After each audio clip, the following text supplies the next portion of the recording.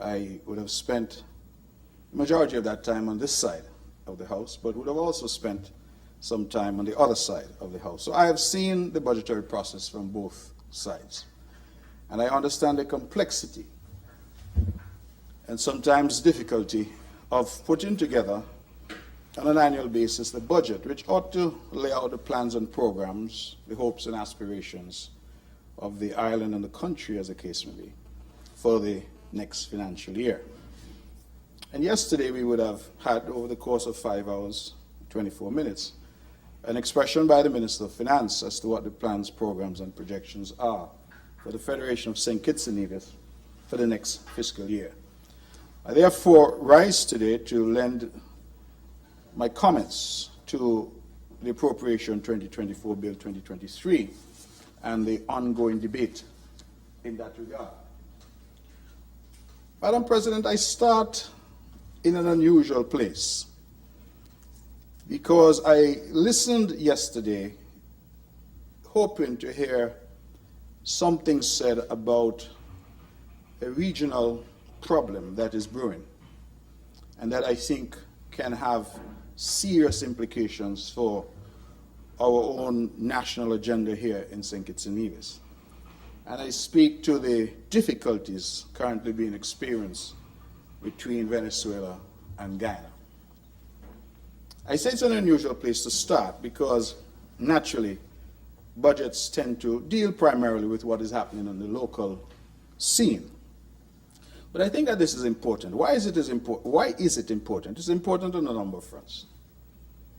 Venezuela, as we know it, has been a good friend to St. Kitts and Nevis.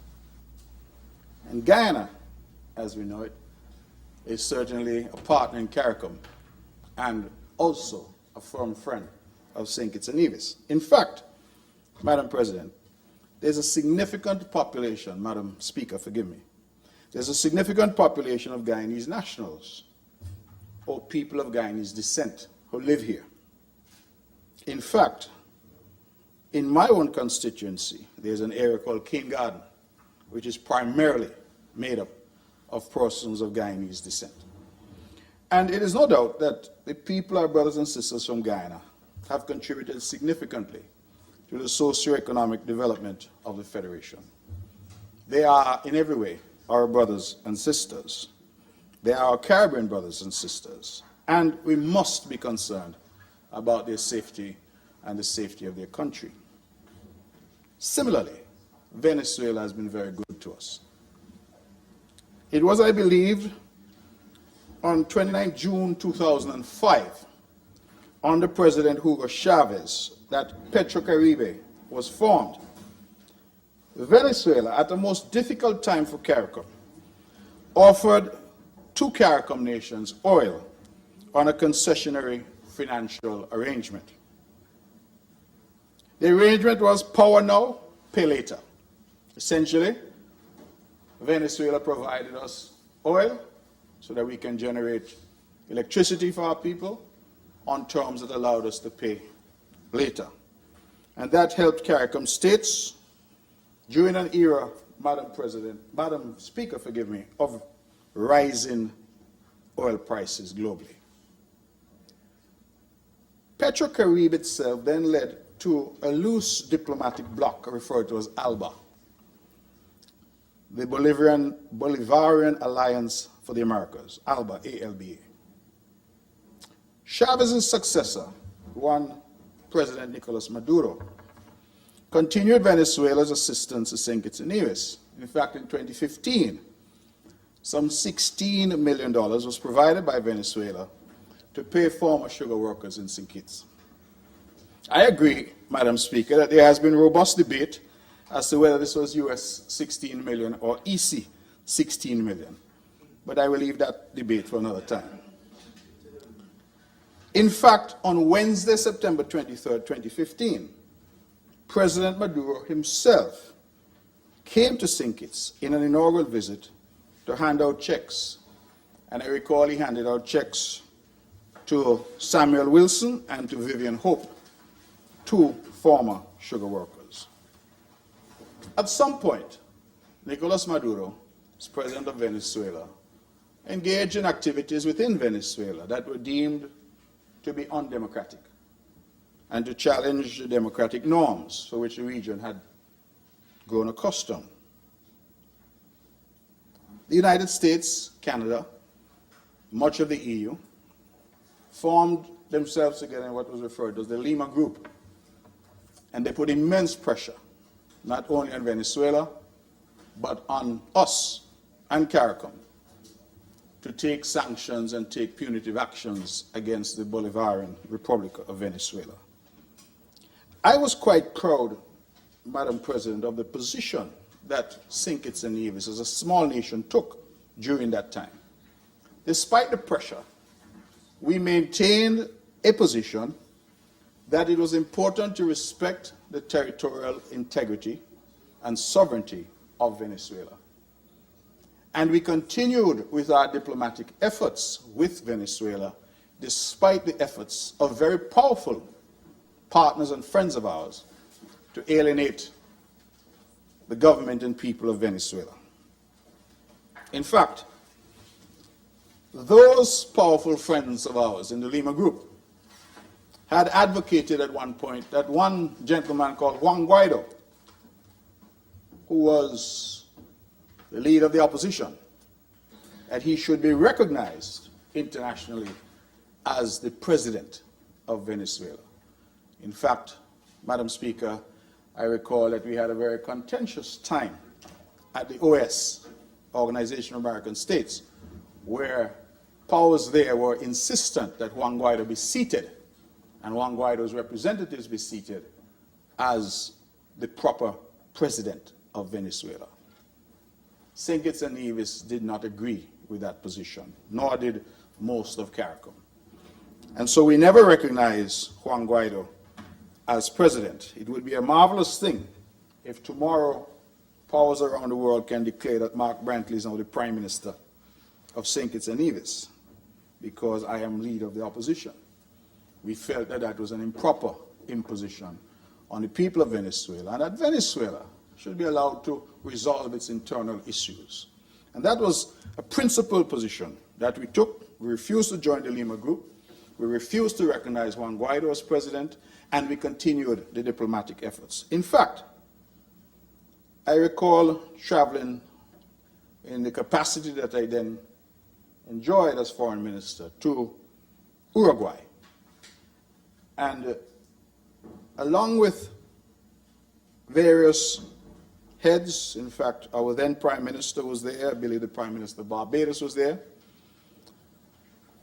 it was developed something called the Montevideo mechanism, which set out a framework for resolving issues within Venezuela. I say as an aside that no less a person than Prime Minister Justin Trudeau of Canada, in a town hall meeting at Brock University in Canada, he called Maduro an illegitimate dictator. That, Madam Speaker, was in 2019.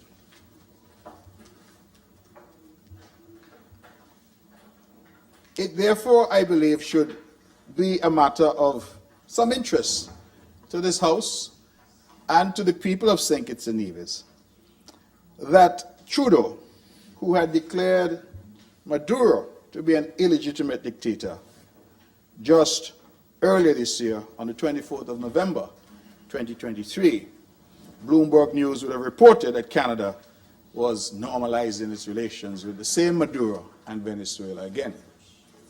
You see, I think there's some valuable lessons here, because ultimately, the position was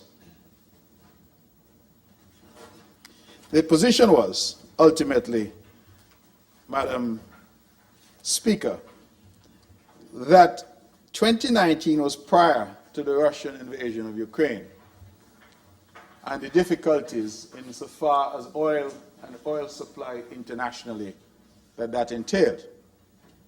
Clearly, once Russia invaded Ukraine and oil became less available and, as a consequence, more expensive, then Venezuela, which sits on top of the world's largest deposits of oil, would clearly become more relevant to the international community. And so I think it's a matter of some interest that the Lima group that had been spearheaded by the United States, Canada, and some in Europe, who are now seeking to normalize relations with the same Maduro and Venezuela. And so we had Canada seeking to do so on November 24th this year, just last month, and the United States eased its sanctions to the Treasury on October 18th, 2023.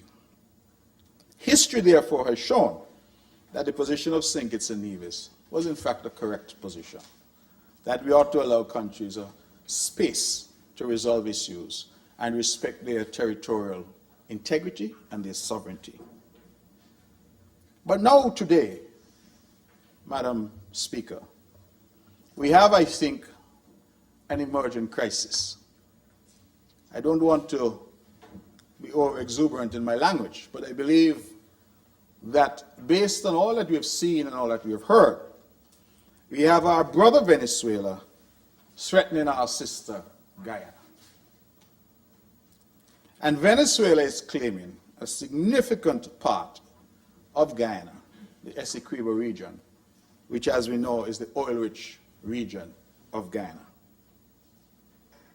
So that our people understand the context, Venezuela has a standing armed forces of nearly 200,000 strong, with considerable military equipment. Guyana, on the other hand, has a force of less than 5,000 personnel. So if there's any conflagration, I believe it should be clear that we will have a David and Goliath type of situation, because Venezuela is one of the largest armed forces and best equipped armed forces in the entire region. It is quite clear that any invasion or use of force in Guyana is not an acceptable outcome for the region. Our region, Madam Speaker, has for a very long time been known as a zone of peace, and it is therefore critical that we maintain this area as a zone of peace. And we in St. Kitts-Nevis have an obligation to play an active role in preventing this calamitous potential of war or conflict in the Essequibo region. Not only is it critical for our diplomatic efforts to mediate this dispute between our brother Venezuela and our sister Guyana, but it is also, I propose, in our national interest to do so. Why do I say that? Madam Speaker, with war in Ukraine and Russian oil under sanction and not flowing freely throughout the world as we would be accustomed, sanctions on Russia preventing that oil from flowing, any conflict involving oil-rich Venezuela and oil-rich Guyana will further restrict global oil supplies and exacerbate global oil prices. And as we all have come to know and to understand, that any time there is any difficulty with global oil prices, we, the ordinary people in St. Kitts-Nevis, far removed from the world of conflict, nevertheless pay a price. Bread and all goes up because, I suppose, the electricity to power the ovens is more costly. We know about the fuel surcharge and the cost to the consumer, but also the cost to government, because over here, I believe in St. Kitts, you subsidize to shield consumers from the full effect of the fuel surcharge. And in Nevis, we have tried to do similar, certainly to shield our domestic consumers from the fuel surcharge. The result is that it causes tremendous strain and considerable damage to the financial health of the country. The impact of rising oil prices clearly has a knock-on effect on inflation and the cost of living. And small countries like ours will pay the price of yet further increases for fuel, transportation, electricity, and that pressure in terms of inflation. Put bluntly, if matters in Guyana and Venezuela are not resolved in a peaceful way, I suspect that life here in St. Kitts-Nevis will get even harder for us. And the worst thing, as you know, Madam Speaker, is when family is forced into a position to choose between family. So you have two brothers and they decide that they're going to fight. And you as a sister, Madam Speaker, you are put in a position, do you choose Tom or do you choose Johnny? Can you afford to stay out? And if you were to get involved, how do you get involved?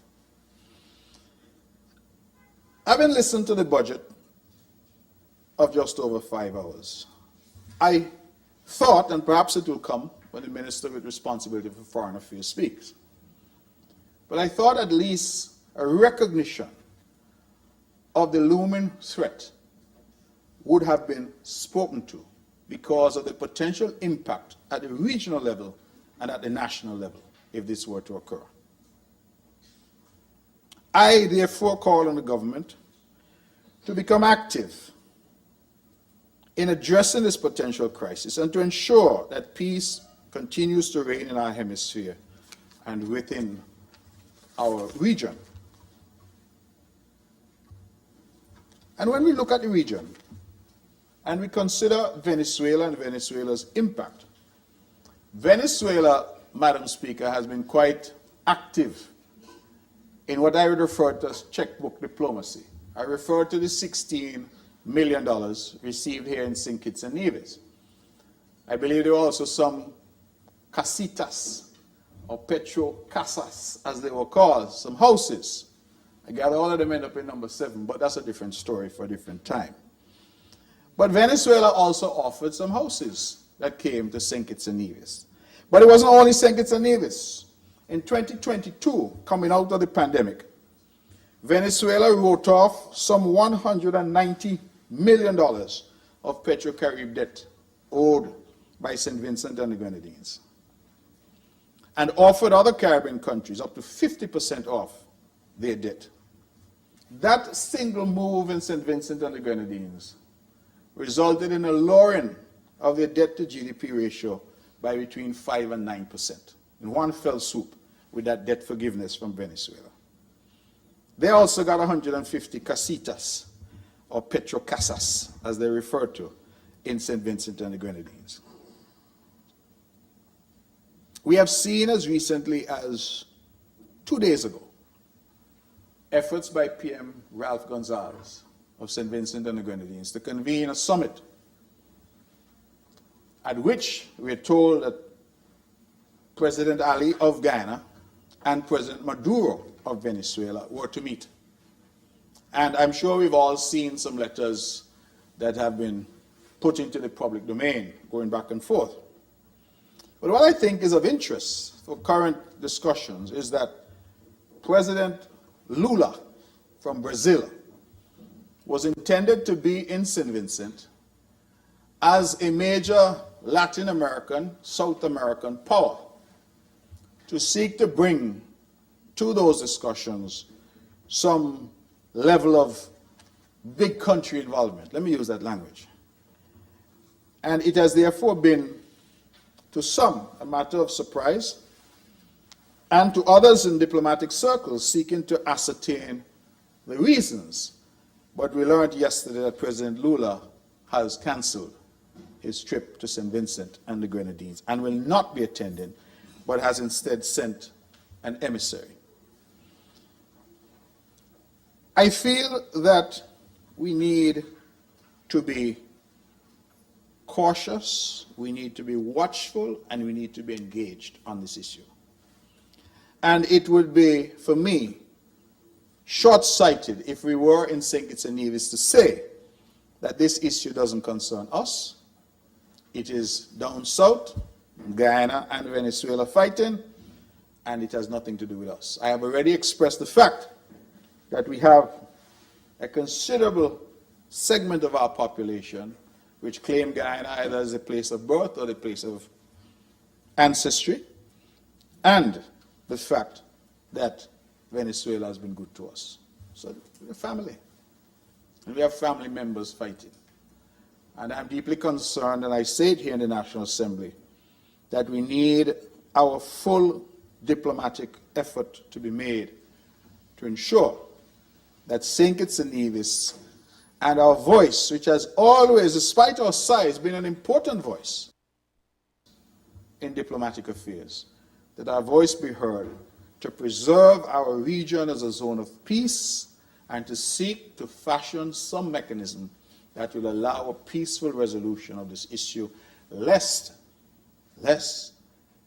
it explodes and it becomes a real crisis for our region. We have just come out of the COVID-19 pandemic. We are still suffering from the lingering effects of COVID to our economies as we try to recover.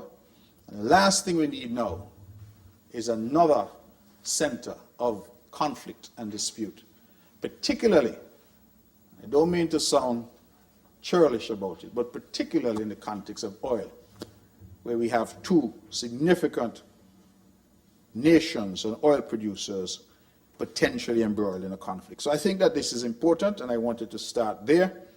I also want to use this to segue into the next point that I want to make, because it is very clear to me that as a small nation, as we seek, and I believe that we are all of one accord, that we're seeking to create the best small island sustainable state in the world. I think that is language that we could all get behind.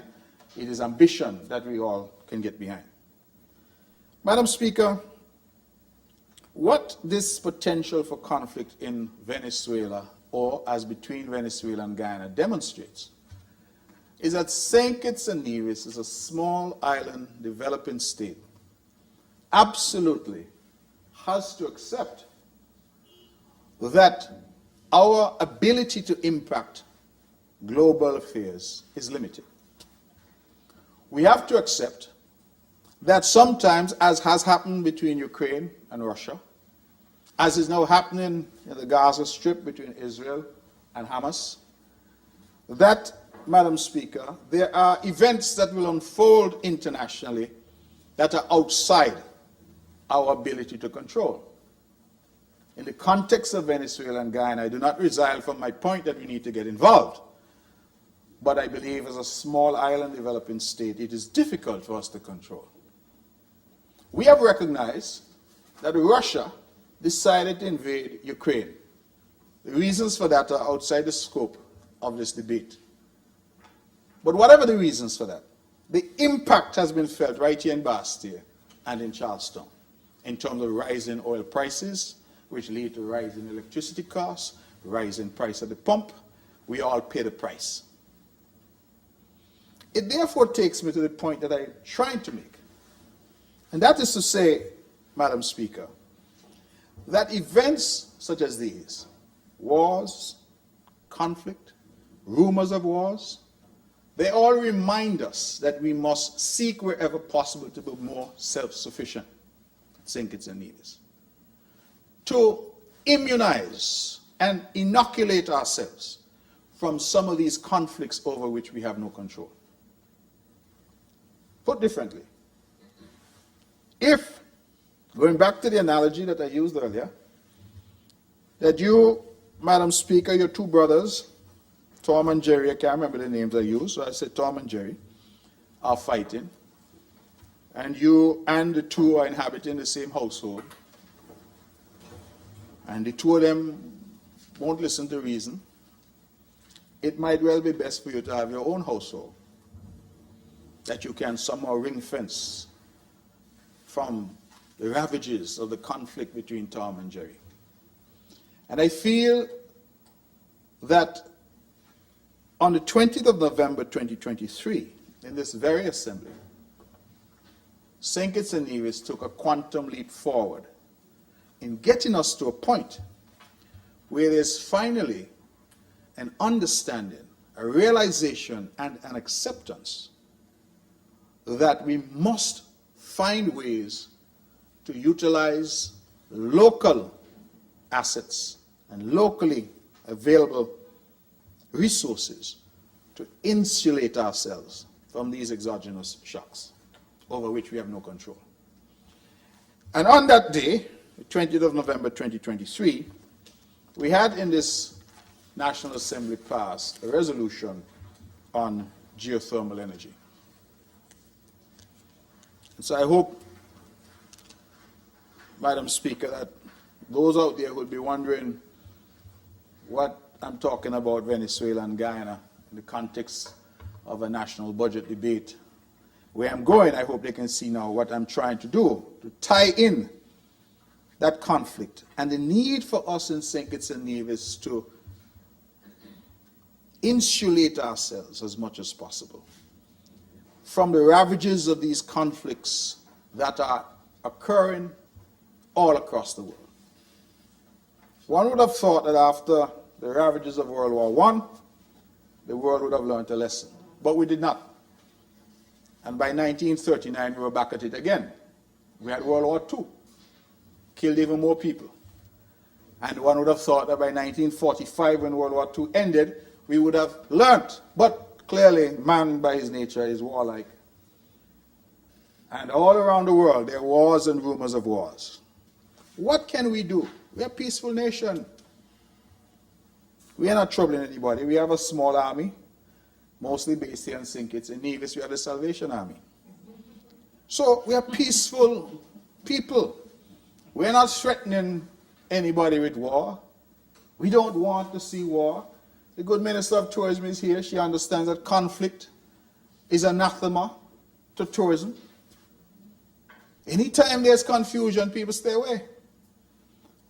So, Madam Speaker, St. Kitts and Nevis has a duty to seek to do what it can to assist our friends, our brothers, our neighbors in diverting conflict, averting conflict, preventing conflict, resolving conflict. But we also have a duty to our people in exploring and capitalizing upon resources that will help to insulate us from the implications and impacts of such conflicts. And in November, we took a quantum leap forward. Because for the very first time, a resolution brought by the national government here in Bastia in the National Assembly made it clear to the world that renewable energy, and more specifically geothermal energy, was now a national pursuit. And that under the ground in Nevis, we have a resource that, if harnessed, can insulate this country from those exogenous shocks over which we have no control. It is a matter of much regret that for years this has not materialized. And I know that it would be good politics for some to say in the last 7 years. And I was in a government where it did not materialize. But the truth be told, that even prior to that, going back some 20 years in total, because we first learned, as far as I know, that we had geothermal energy available back in 2004. And so from 2004 until November of 2023, there had never been a national recognition that this resource was available for the benefit of all of the people of St. Kitts and Nevis, and was available to inoculate us from some of these shocks externally over which we had no control. It was an instructive debate, Madam Speaker. Don't think you were here. But it was an instructive debate on that resolution. Because I said, and I hoped I caused neither controversy nor ill will by saying it, but I said at the time that if geothermal was in St. Paul, St. Kitts, or in Keon, St. Kitts, it would have been developed a long time ago. Problem with geothermal is that it is in Nevis. And I'm saying so because it's true. All of us know it. In fact, I was in a government And rather than putting the resources behind the development of geothermal in Nevis for the benefit of the country,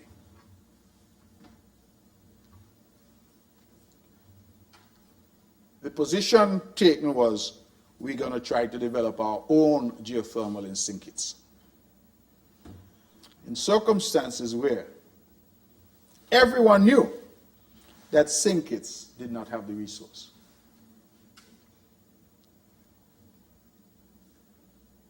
It therefore means, in a very real way, Madam Speaker, that this islandism, this St. Kitts versus Nevis, Nevis versus St. Kitts, this absence of a national perspective in our country has delayed for 20 years, 2 decades, our ability to have a resource that will say equally to the man in Keon as the man in Camps Nevis.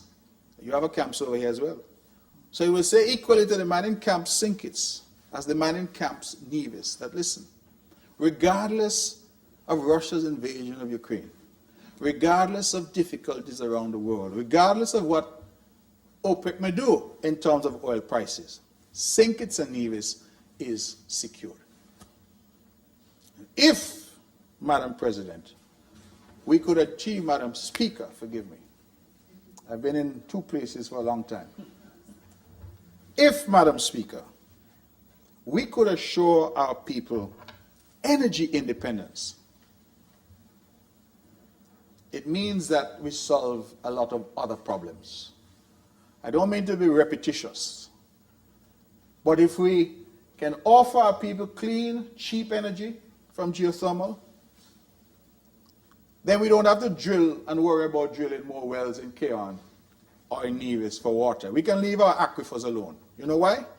Because St. Kitts and Nevis, as all islands everywhere, surrounded by water. We're surrounded by ocean. And we can use cheap, clean energy to implement desalination on a massive scale throughout St. Kitts and Nevis. It has been done elsewhere. Saudi Arabia, United Arab Emirates, all of those countries have significant desalination because they don't get a lot of rain.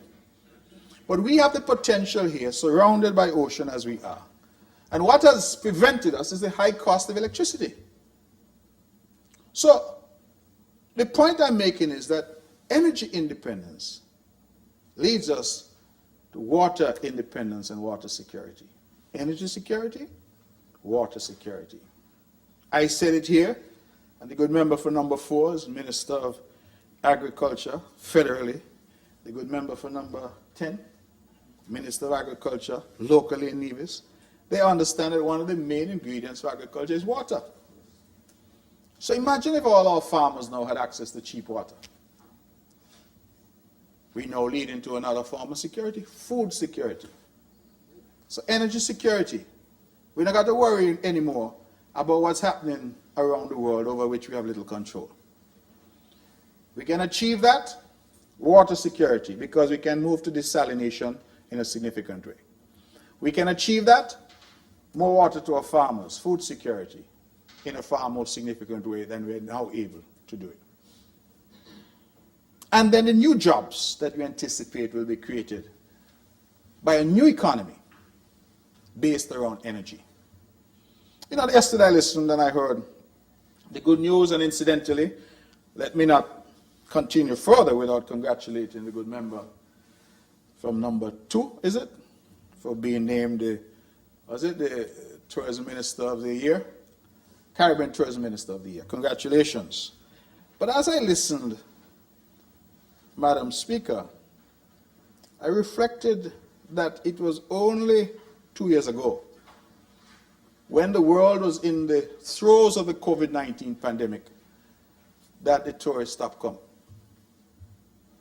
Our hotels were closed, our restaurants were closed, our borders were closed, and the thousands of our fellow nationals who earned a living from taxi driving, from waiting at the hotels, housekeeping, management, whatever, They were without a payday. In fact, even the fisher folk suffered.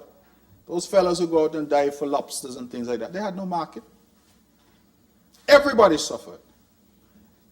And I believe it was a timely warning to us that tourism has to continue to be a part of our economic mix, but we ought to work with some alacrity to ensure that it does not continue to be the only part of that economic mix. It is far too fickle. And so, while we welcome the efforts of the member for number 2 and others, and I have an excellent team in Nevis, I give them a good shout out as well, they do an excellent work, those at the ministry and those at the Nevis Tourism Authority, while we commend them and we encourage them because their efforts are important, we also, I think, as a nation, have to start to look at what other options there are. Not to replace tourism, but to perhaps say that we have other strings to our bow and that tourism is not the only thing that we have happening.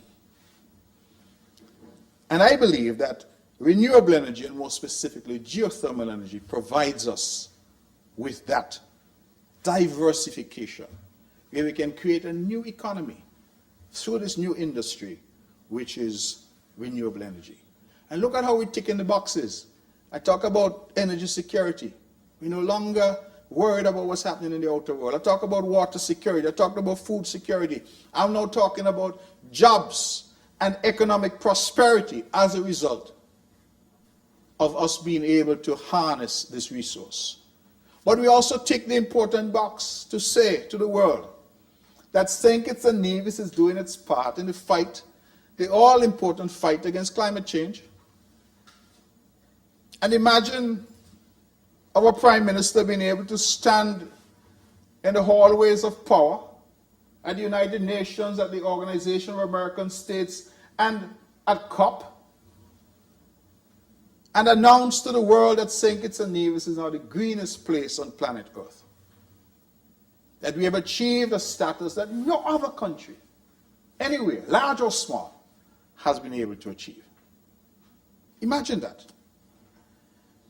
These are the possibilities that have been delayed for 20 years, Madam Speaker, because the steam that we need happens to be under the ground in Nevis.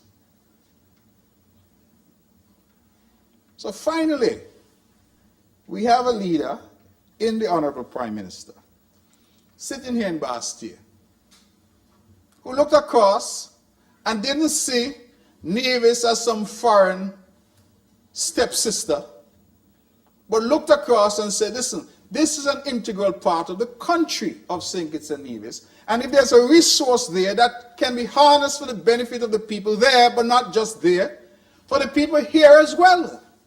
Because unlike Trinidad and Tobago, unlike Antigua and Barbuda, St. Kitts and Nevis is only 2 miles apart.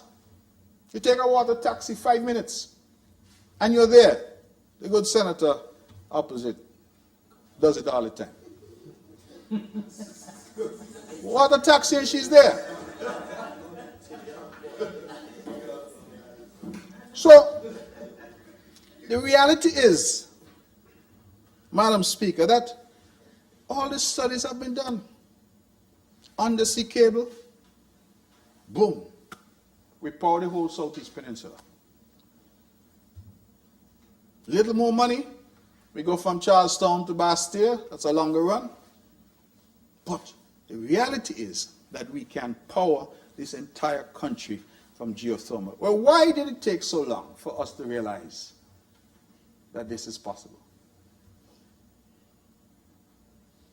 We hear every year, in fact, it has been a matter of great contention about the hundreds and millions and billions of dollars that pour into the country from citizenship by investment.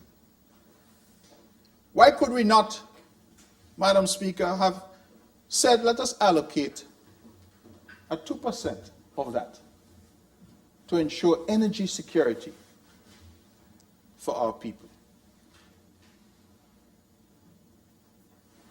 We can say that we no longer have to subsidize fossil fuel energy, as we're doing now. Because in a very real way, and I made the point in this house before, we are funding our own demise. Every time we have to pay for diesel, and we pay those barges that bring in all this diesel for us, we are funding our own demise because we are contributing to climate change, which in turn leads to drought. It leads to all this sargassum we're seeing. It leads, Madam Speaker, to stronger storms. And so in a very real way, we're being asked to pay money we can ill afford to destroy ourselves. So the wisdom in moving in another direction should have been apparent a long time ago. But while we in Nevis were singing one Sankey from one hymn book, people over here in Bastia were singing a different Sankey from a different hymn book. And the international community said, these people are not serious people. And that's what happened. 20 years wasted, 2 decades. And here we are now. Guyana and Venezuela butting heads. Russia and Ukraine butting heads. And again, the world looking at an existential economic crisis in relation to oil and the availability of oil. Without fuel, you don't have an economy. Energy runs the world. So it is critically important that we get this right. And I want to go on record in this budget debate to say thank you to the federal government, to the Prime Minister and his team, because he and I spoke about it.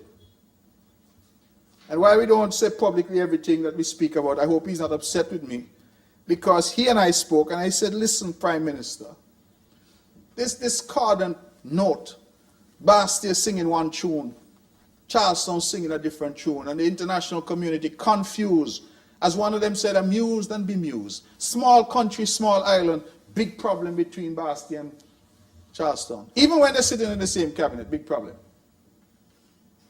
So let us find a way to communicate to the world that in fact we are of one accord, that we understand the value of what we have, and we're going to maximize this resource for the benefit of our people. That is how this resolution came about.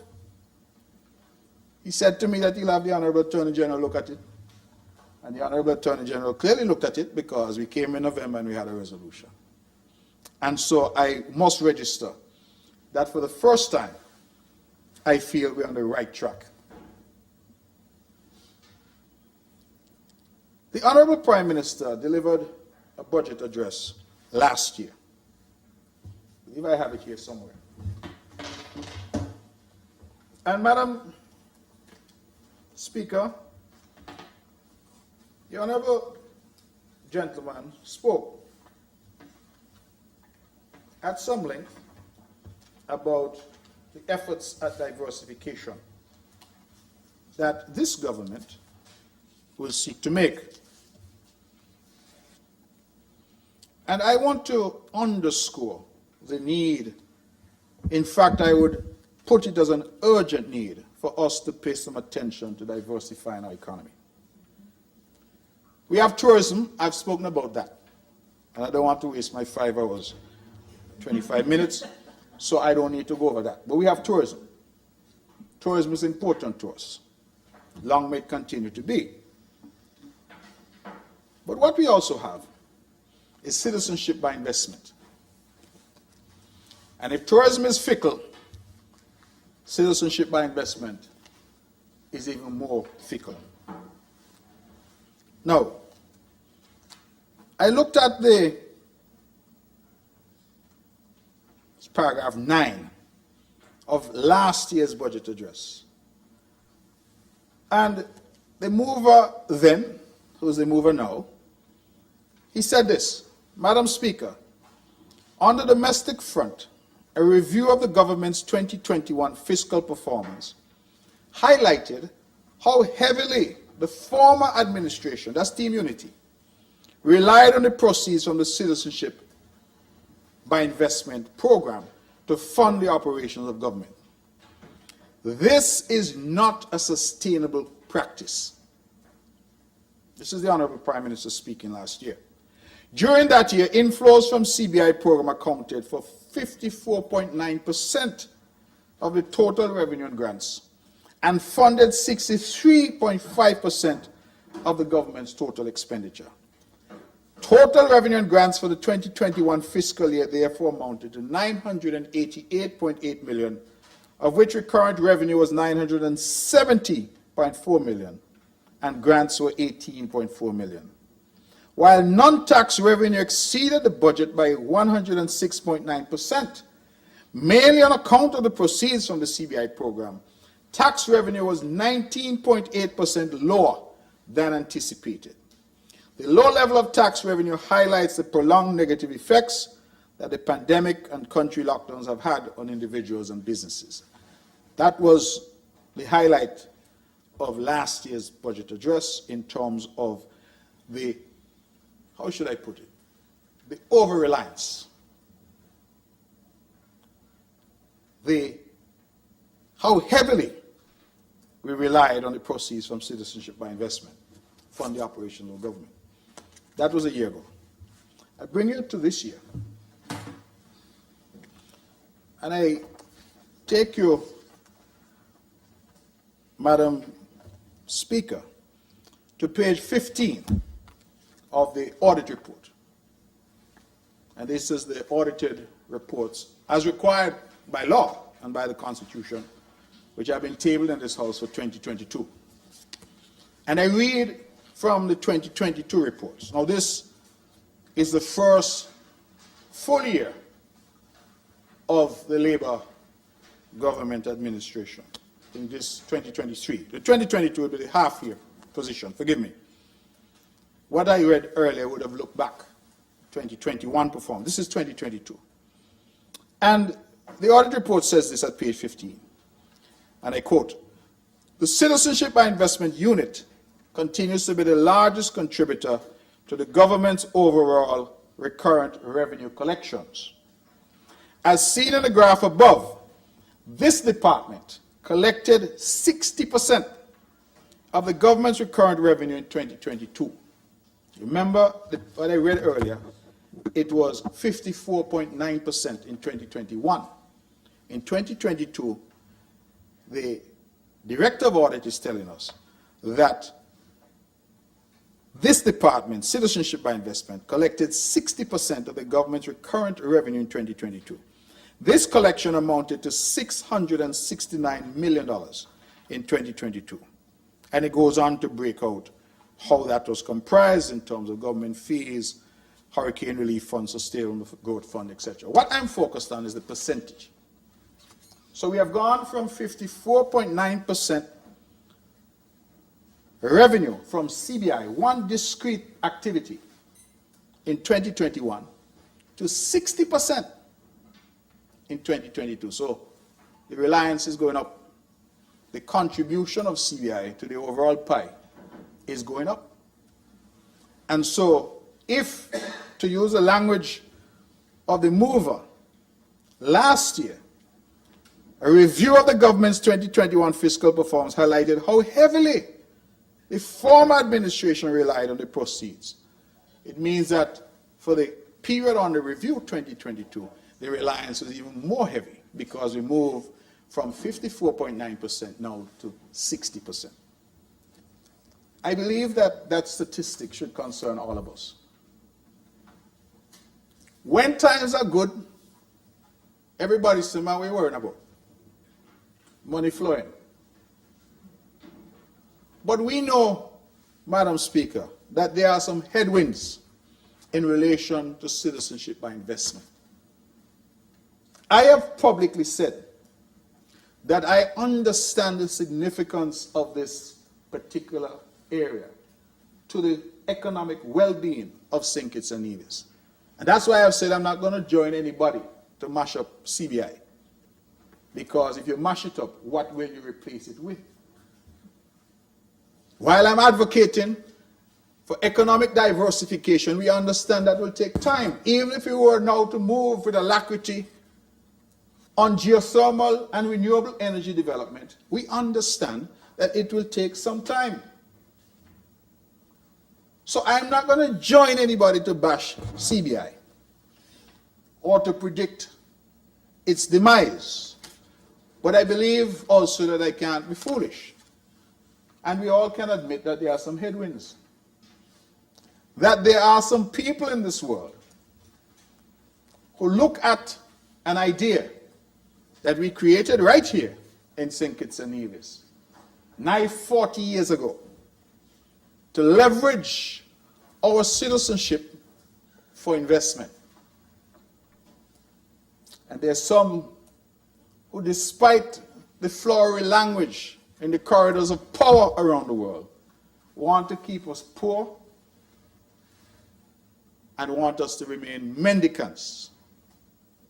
And anytime we push our heads above the parapet and we start to say that we can stand on our own 2 feet, they find new and interesting ways to punish us. That's why I can't join them in destroying something that we created. You look around the world, Madam Speaker, whole heap of billionaire Russians. Abramovich, let's say Abramovich had owned some club, football club, Chelsea. Abramovich and all kind of rich billionaires, all settled in London. I have been to London. Nowhere cold and dreary and wintry and wet like London. I know nobody going to London for the weather. So if you're a billionaire and you can go anywhere in the world, how come you end up in London? You know why? Because the English government put policies in place to attract them. They didn't just all get up one day and say, oh, let us go to London because the weather there is beautiful. The culture there is this or that. They have the means that they can visit London whenever they want. Why would they move there? Buy all those expensive properties in Knightsbridge and places like those. It's because the British government encouraged them through policy to be there. They understood the value of having people with big money there. The Russians were the first wave. Now they have the Saudis and others who are buying up football clubs and engaging. That is how they do it. Nobody can tell England, old Mother England, that somehow their policies are wrong, that they're using their sovereignty for illegitimate purposes in attracting money to their shores. You think we could tell them that? Then we look at our friends in Canada. If you were to go now to British Columbia, go to Vancouver, more Chinese in Vancouver than anywhere else. How did they get there?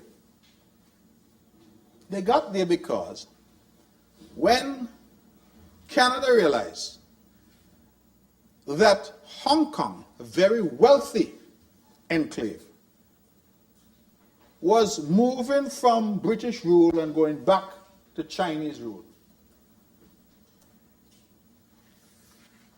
Canada said, well, how can we attract some of these wealthy Hong Kong Chinese? And they put mechanisms and policies in place to attract them. That is how all these millionaire Chinese from Hong Kong ended up in Vancouver.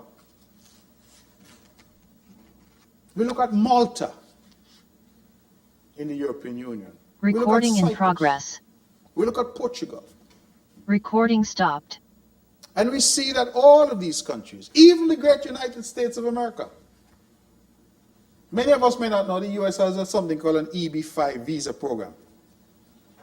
And that program, as I understand it, Madam Speaker, allows you, if you're going to invest a certain amount, sounds familiar? You can go to America and you get residency and then fast track to your citizenship. You get what we call it, a green card. If you can invest a certain amount, that thing can employ up to 10 people. I believe that is a requirement. But a mechanism using their sovereignty to create what? Investment, inward flow of investment into the United States. Little St. Kitts-Nevis had the idea 40 years ago.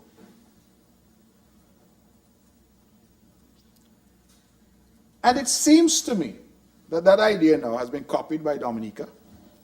It has been copied by Antigua and Barbuda. It has been copied by St. Lucia. It has been copied by Grenada. And all of them have in different ways been doing quite well. So some numbers from Grenada, everybody's doing well. It tells us that there's space for everybody. There's a lot of investment in the world. But there's some who seem to be of a view that we're doing too well. So all of a sudden now, this chapter has started that there's something wrong with people accessing citizenship. That St. Kitts-Nevis is somehow engaged in some illegitimate activity that somehow threatens the world. Cyprus, for example, had a massive scandal about what they were doing. And under pressure, Cyprus shut down its program. But guess what? Cyprus had already made billions from its program. Malta's program is still existing. I'm told the EU said they were suing Malta over the program. But around the world, it is a cardinal principle of law, as I understand it, that every nation has the right to determine its laws in relation to nationality.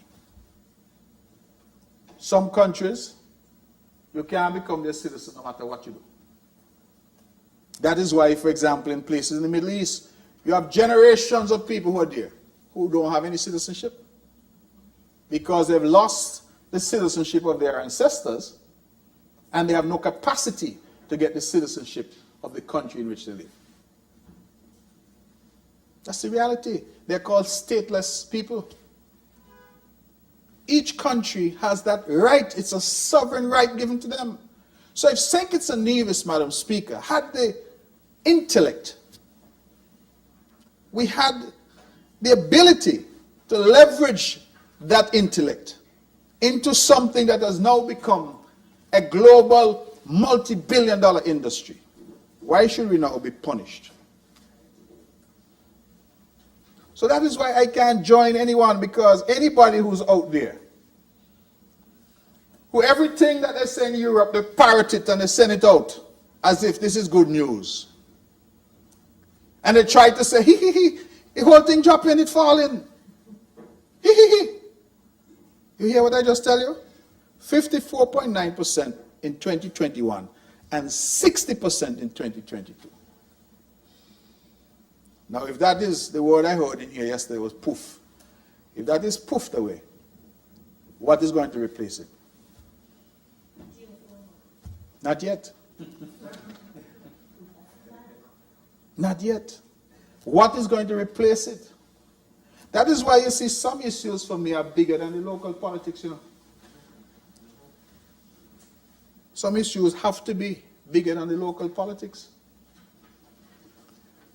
Because whichever government, there was a government, a Labour government before. Something about Labour, I'm always on the other side to them, because I was over here as well. But there was a Labour government before. And what did the Labour government, under the leadership of Prime Minister Douglas, rely on? Citizenship by investment. That is where the reforms came that saw the industry surge. It led to difficulty, but nevertheless, in terms of the revenue stream, that was what St. Kitts-Nevis started to rely on. When he left office in 2015, a team unity government took over under the leadership of Prime Minister Harris. And what did he rely on? Citizenship by investment. We now have a new government that took office in 2022 under the leadership of Dr. Terence Drew. And the numbers suggest that citizenship by investment is still the most critical aspect of our revenue flow. The reason I believe it's important for us to reflect that various governments have all relied on CBI is to underscore why it is foolhardy. It is almost, I don't want to use language, as I said, that is too flowery, but it is almost treasonous for us to be out there parroting a narrative which we understand is not a narrative that is designed to help us. And just by the examples that I've used, Madam Speaker, this is a phenomenon that is being utilized by Canada, by the UK, by America, by Malta, by Cyprus, by Portugal. So all of them do it. But suddenly it is wrong for us to do it. We who invented it, you know. And then we get people here locally who start to sing that hymn when they themselves in government relied on citizenship by investment. I was in a government, and every year we hear surplus, surplus, surplus, surplus, double salary, double salary, double salary. Lord, the double salary gets so common now. Yesterday when the Prime Minister was delivering his address, I was following some comments on a feed. One youngster said, just fast forward to the end. But they're not interested in a policy prescription. Another youngster said, I am by the ATM listening to the address. I hope we understand what that means. Because I have been the lone voice out there in the wilderness saying that certain practices are not sustainable. I get plenty cuss with. But the truth is the truth. And sometimes you need to bell the cat. And you need to say that certain things are just not sustainable. And it is creating out there this sense of entitlement in our people. Because if our people can say, I am listening to the budget address sitting by the ATM, it means really the only thing they want to hear is what am I going to get. Not what's going to happen in the country next year, you know. Not if we're going to have new industry, renewable energy. What is the position on crime and national security? What is the position on education and health care?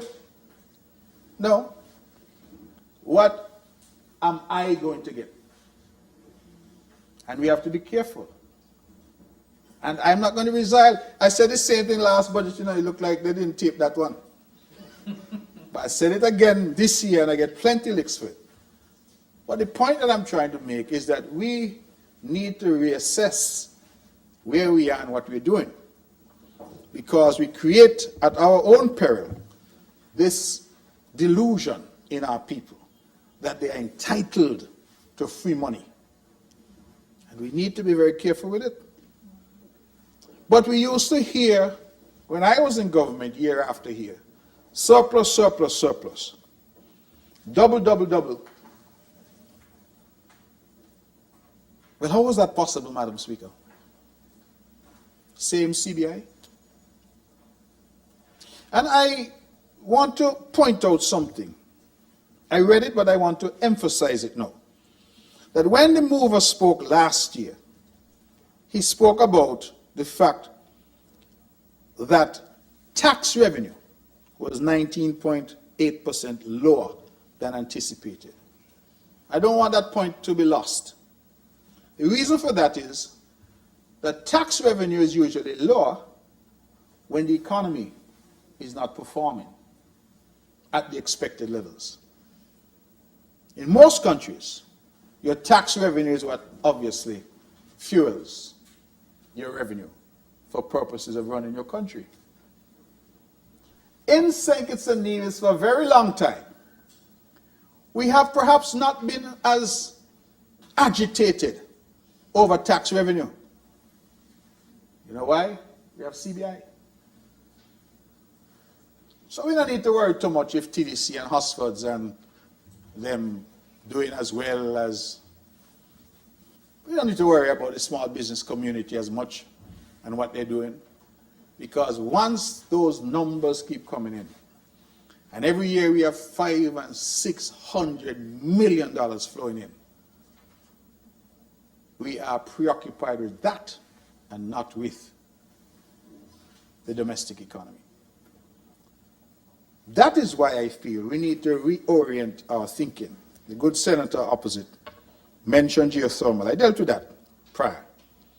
But I think that is the thinking that we need.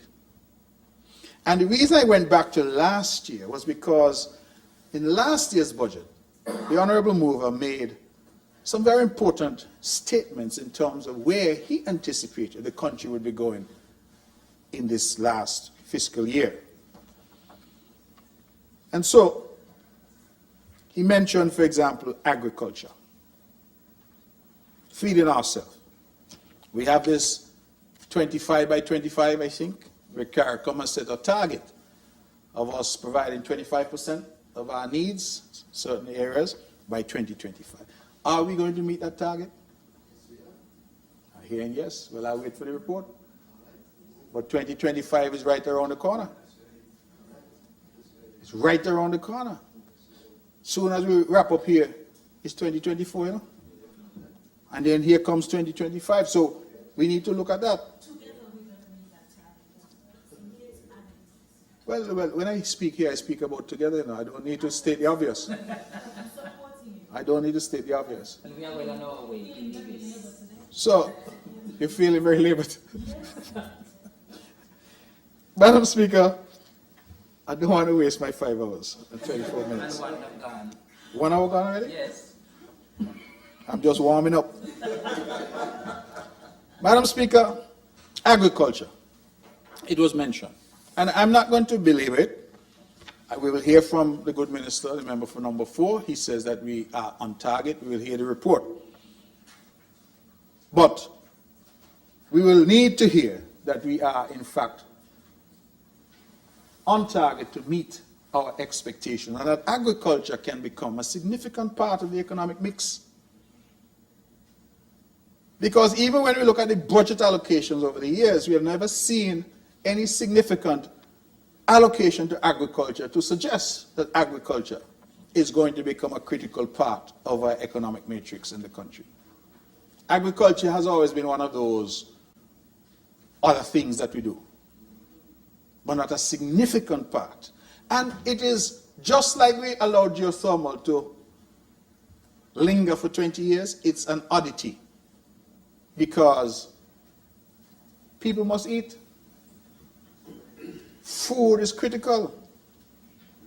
And so really one should expect that in a budget you'll see education, healthcare, agriculture. That has not been the case. In Nevis and in St. Kitts. I'm not just over here talking because it's the same thing in Nevis. But if we are to get to a point where agriculture becomes a significant part of our economic matrix, where young people leaving school can say, I have a future in agriculture, food processing, agro-processing, I'm going into poultry, I'm doing these things, I'm going away to study agronomy, I'm going into food production. These are the things that we would like our young people to be saying. And in Nevis, we have an excellent program. I can't speak for St. Kitts. We're in the schools now. We all have shade houses, and we're teaching our children from a young age. In fact, all the schools in Nevis now, primary schools, have their school kitchen, school meals. I think in St. Kitts you do it differently. You cook in a central place and you transport. In Nevis, they each have a kitchen. But as I'm told, the produce that the children themselves are growing are now finding their way into their meals in their school kitchen. You talk about farm to table, that's shade house to table. And it is also exciting the youngsters in a way, in terms of agriculture. So agriculture has to play a part. But when we think about agriculture, we tend to think about food. But there's something called cannabis. I don't know if you can eat, but can drink. You see, I like when the experts speak. They tell you all you can do with cannabis. I have heard that cannabis has tremendous benefits. I have a statistic here which suggests that by 2027, Madam Speaker, the global cannabis industry will be somewhere in the region of $82.3 billion, US dollars. I have been a voice here, and I want the public out there to say that I have been consistent in government and out of government to say that we are moving too slowly on the cannabis industry. We're moving too slowly. I had just in the past few days a visit from a large group who came from Canada. And it was various universities and colleges from Canada. They came down and they met with me in Nevis.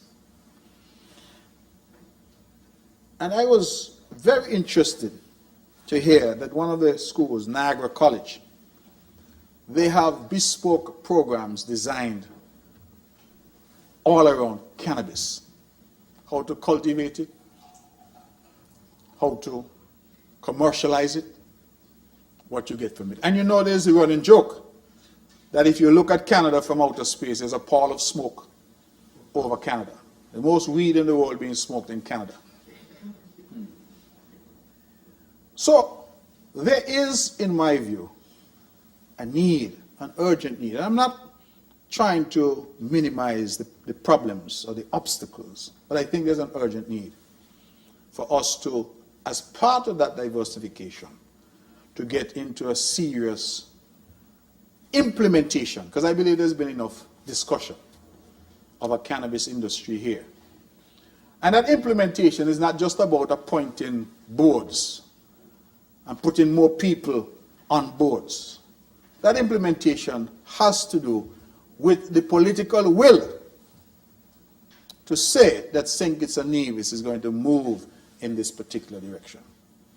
I have some constituents, some youngsters in Nevis, and they're telling me that they have taught themselves. One youngster tell me, how you know about strains and how you combine this strain with that strain to create a new strain? And he tell me, YouTube. YouTube, self-taught, he say, trial and error.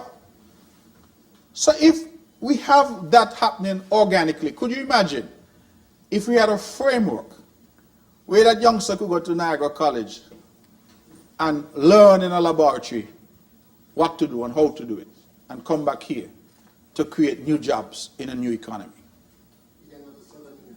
Southern University as well. The point is to create the necessary environment. Because it doesn't make no sense. You send them Southern University and they get all the knowledge and then they come back.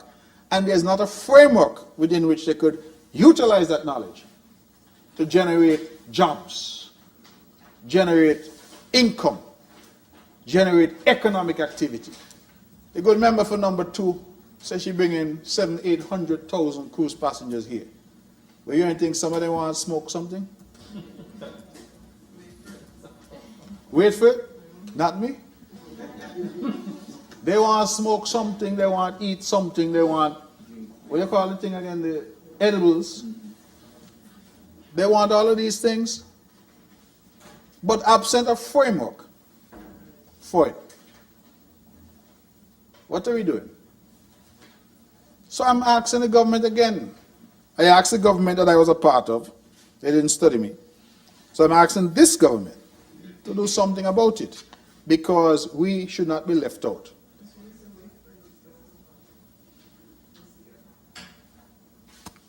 We must not, of course, forget the potential for abuse, the potential for difficulty, particularly among the young, and the real potential for banking issues when the man show up at the bank, a national bank, and say he's a ganja farmer, whether the national bank will open an account for him. All of these are issues. I don't minimize them. And the one thing I said, and I always say when I'm here, that while I absolutely support the idea of developing the cannabis industry, we have to twin it with a massive education campaign so that everybody everywhere understands what we're doing and the pluses and minuses of it.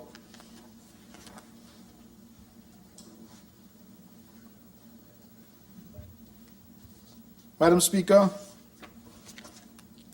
I go back to the 60% contribution that the Citizenship by Investment Program made to our revenue last year. And why I go back there is because I've been trying to weave a particular picture for the House and for the public of the urgent need for diversification to our economy. But I mentioned that we had some headwinds. And I don't think I quite finished the point, because I segued into saying that there were some locally who were wittingly or unwittingly becoming the agents of those bent on destroying our country. And I can't join them with that. But I can nevertheless say that there are significant headwinds, particularly coming from the European Union.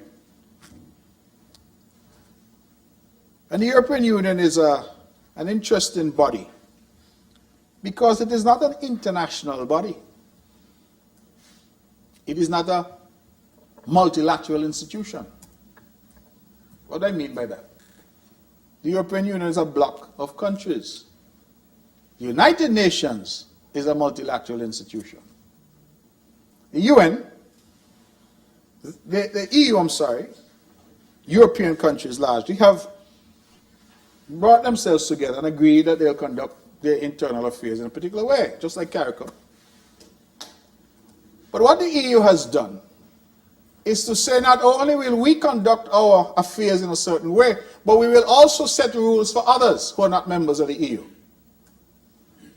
You see, when you're at the UN, and the UN passes a resolution, countries large and small have an opportunity to engage because they're members. St. Kitts and Nevis can never be a member of the European Union. So the EU is a members-only club. But yet, they continue to say that they have a right to set rules for others. And they exercise that extraterritorial jurisdiction, if you will, in interesting ways. Because what they will tell you is that I'm not setting any rule for you, you know.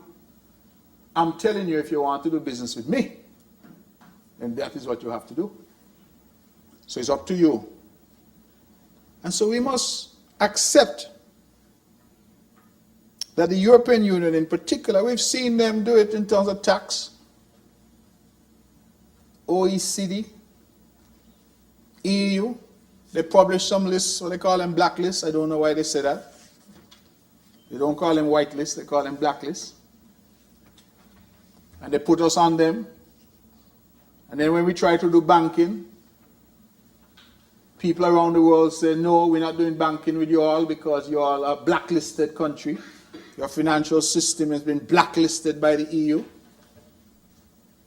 Mind you, while they're blacklisting us, all kind of skullduggery happening in banks within the EU. But sometimes it's about power and not about principle.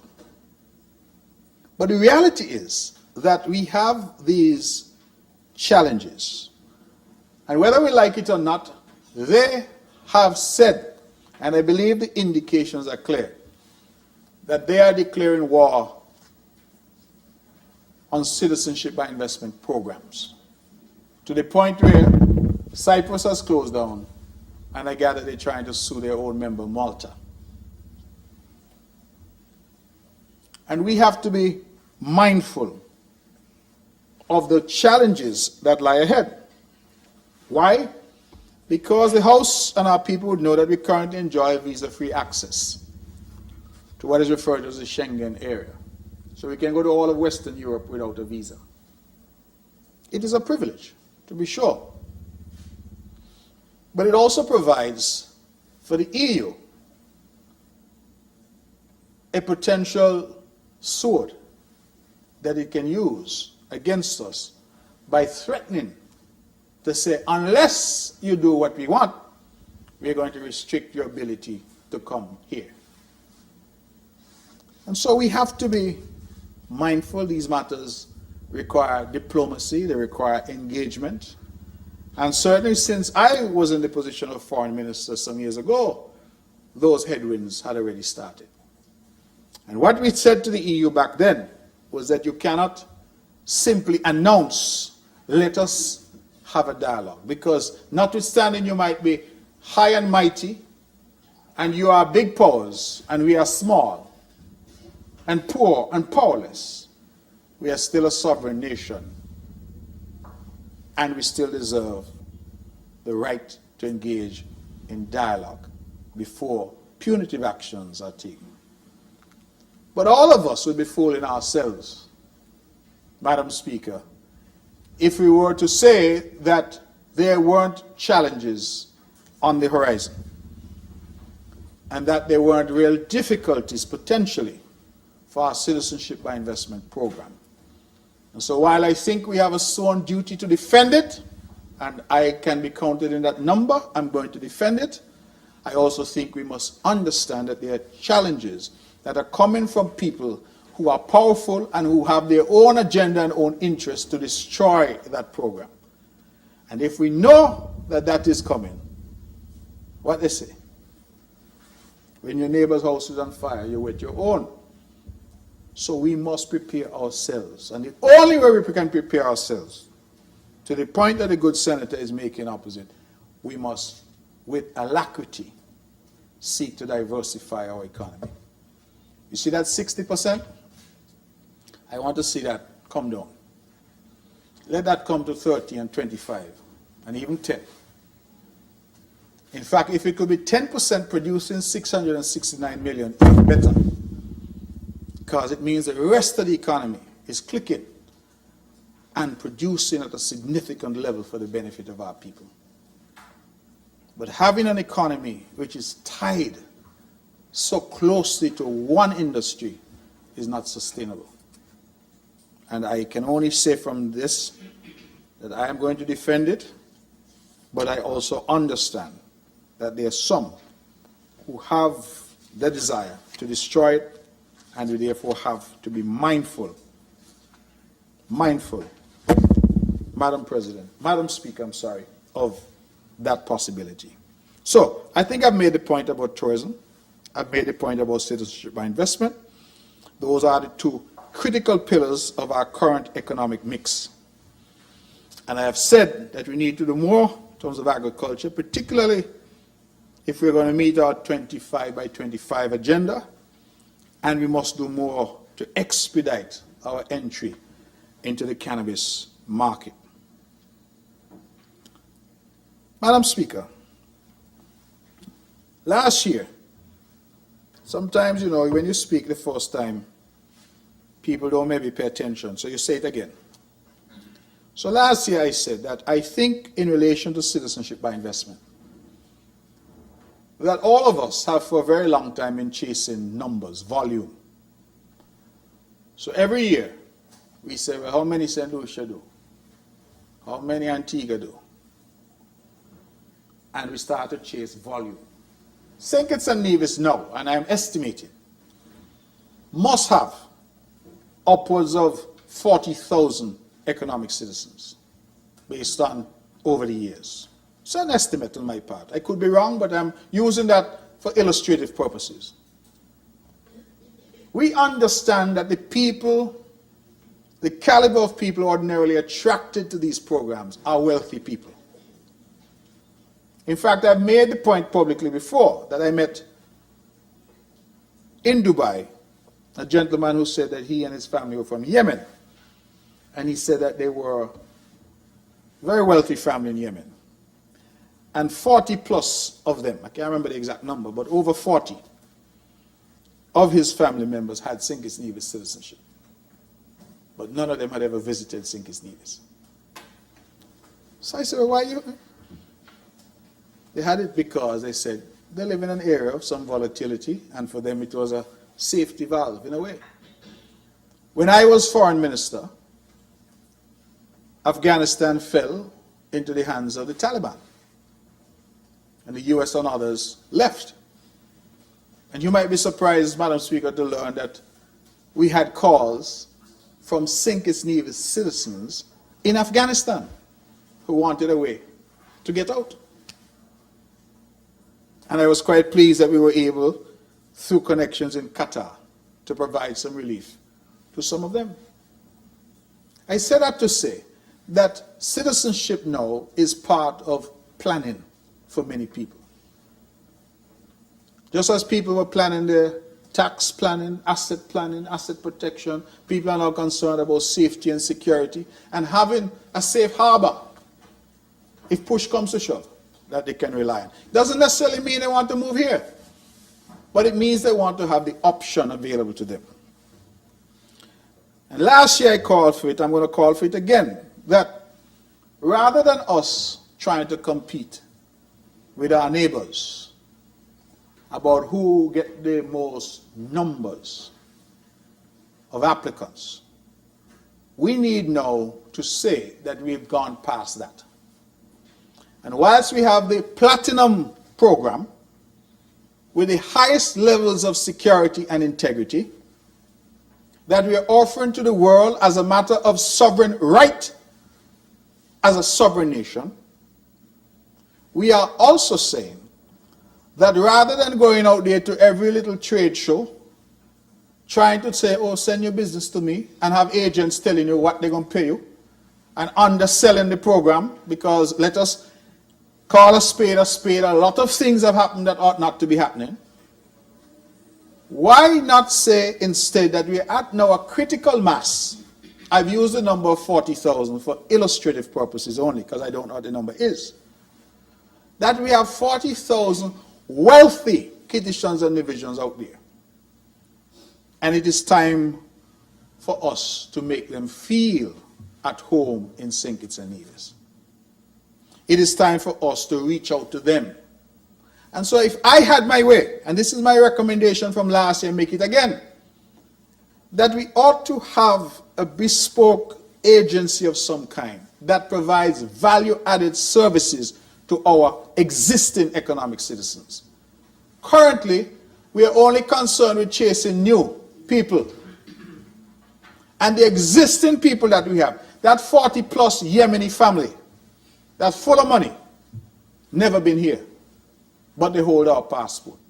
How do you get some of them to come here, to visit, to invest, to see St. Kitts-Nevis not just as a safety valve, but as a genuine place? I'm pretty sure some of them must be wondering if the place really exists. How do you persuade them? And the only way you can persuade them is to engage with them. We have not had a tradition in the country of engaging our economic citizens. We started when I was foreign minister, and I commend the new foreign minister for continuing this diaspora engagement. I know that there's a diaspora conference that is coming up, but even that, we have focused on people who are born here, who live overseas, or descendants of people from here who live overseas. And we have, again, my number for illustrative purposes, 40,000 millionaires out there. We're not paying any attention to them. That, to me, is the next iteration of citizenship by investment. Not going to every trade show to chase numbers and have agents telling us what they're going to sell and what they're not going to sell. And the industry, as we know it, has been captured by these agents. I see a young fellow one time, he must be half my age. And he was quite bold. He told me he's in this thing now for 3 years, and he's now a multi-millionaire. 3 years. Some of them are getting more benefit, personal benefit, from our citizenship by investment program than our people here. So I think we need to change the paradigm. Don't get me wrong, because people love to misquote me. I am not saying that we ought not to continue our marketing efforts. It is critical that we do. I am saying that in addition to that, we need to create something Minister for Investment is here, whether it's through Skipper, CIU, or however it's done. An agency which, when the Prime Minister signs a certificate of registration for a new citizen, those details should be in some database somewhere, which allows that agency now to reach out and to say, hello, Mr. So-and-so, we are aware that you're now a citizen of St. Kitts-Nevis. These are some of the investment opportunities. We want to build a smart hospital. We realize that you own hospitals in your home country. We realize that you are an investor who has invested in spas and hotels. This is what we want to do. Because I believe that among the number of wealthy economic citizens that we currently have, there are people we can tap into. And so I'm calling it an enhanced CBI program. And I am fortified in my view. You know why? Madam Speaker, I have a note here I want to read into the record, just to support my position. A services firm on Nevis shared this with me. They received this query, and here's what it says. Dear sirs, just recently I was granted a St. Kitts citizenship and passport, and I plan to relocate there to live along with my family. I, however, have some inquiries. I will highly appreciate if you could guide me accordingly. These are the inquiries. How and where to find business opportunities available to invest in or buy a ready-made business, and if there's any financial support. How and where I can look for accommodation to rent for my family. Is school and university free? How can I enroll my children in school and university? Information about transportation services. Information about medical services. Do St. Kitts and Nevis citizens receive any kind of support from the government? I appreciate any information, hint, guidance or support you can provide to support my new journey. This is one of our citizens now. Could you imagine if we had an agency? If people nobody need to send to lawyer and people to ask those questions, but you have an agency of the government designed specifically to provide the support that these people want. If we can reimagine the program, you can lead now to that value added. So the people know about what services are available. You know, a big thing now, I'm sure members of the House would know about it. A lot of these economic citizens now are asking for some form of ID beyond the passport. Second ID. Why? Because many places they go even to open a bank account, they need 2 IDs. So they're asking questions like, can I get a driver's license? Can I register with Social Security, get a Social Security card? Can I get a voter registration card, some national ID of some kind other than the passport? All of that is money that we are not collecting that we could be collecting. Could you imagine if we had a facility that offered them these services at a cost? The millionaires, the cost is not important to them. They want the service. So I believe that while I'm advocating that we have to diversify away from our dependence on CBI, we also need to create value added within the CBI space. St. Kitts-Nevis have always been leaders. I think we can lead as well. The current model, in my view, is spent.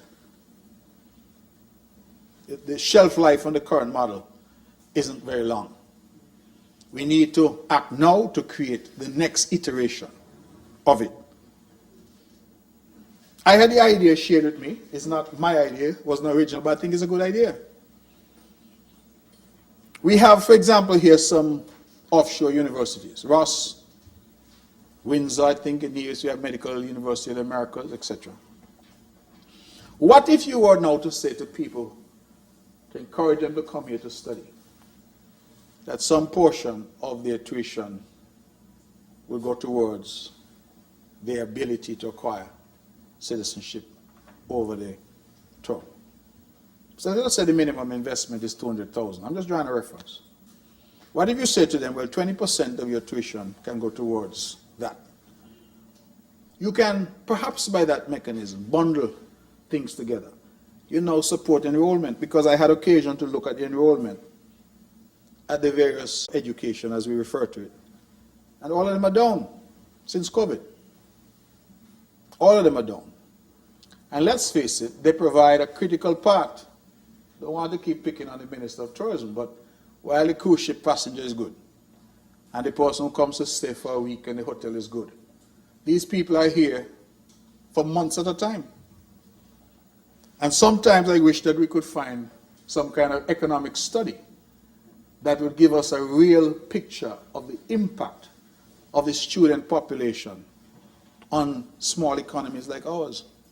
Because when I look at Grenada, they created a whole town, almost, in Grenada for St. George's University.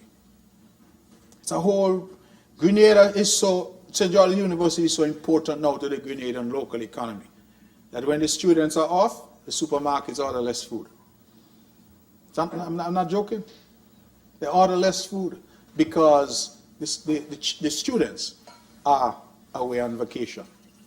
That's how critical people renting property, building dorms, building apartments, car rentals, telephone, internet, gas. All of these are important. And I believe that we need some new thinking. And one of the things I was saying, part of that new thinking, I've seen the Prime Minister engage, and I've now seen the Afro-Exim Bank indicating a willingness to fund.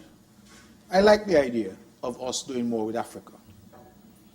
We had a very robust program of visa waiver and new diplomatic relations with countries around the world. In fact, during my tenure as foreign minister, we added 33 new countries that St. Kitts-Nevis can travel to without a visa. 33. And of those, 12 were in Africa. 12. We added 44 countries with which we developed diplomatic relations, including, I might add, the Kingdom of Saudi Arabia, where we are now engaged with in a substantive way with Saudi Arabia. I mention Saudi Arabia only to show that these diplomatic efforts are important. It may be that we engage formally in 2015 and it doesn't start to bear fruit for 10 years. But the fact that we had diplomatic relations with Saudi Arabia, now we have an ambassador accredited to St. Kitts-Nevis from Saudi Arabia. And we could have engaged now with Saudi Arabia in terms of how that very wealthy country can be of assistance to us.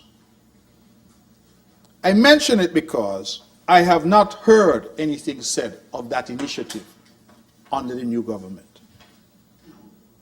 I have not heard of any new visa waiver arrangements being entered into. I have not heard, perhaps they're happening, but I don't hear about them. The minister can report when he comes. I have not heard of any new engagements with nations in Africa. We did 12 in 7 years, but Africa has, I think, 54, 55 nations. Can we engage more with them? I have not heard of any new efforts in terms of diplomacy in places like Addis Ababa, where the seat of the African Union is. These are matters I think I've seen Barbados try to leapfrog by doing certain things. But we too have the potential to engage with Africa in a significant way. And every one of those efforts,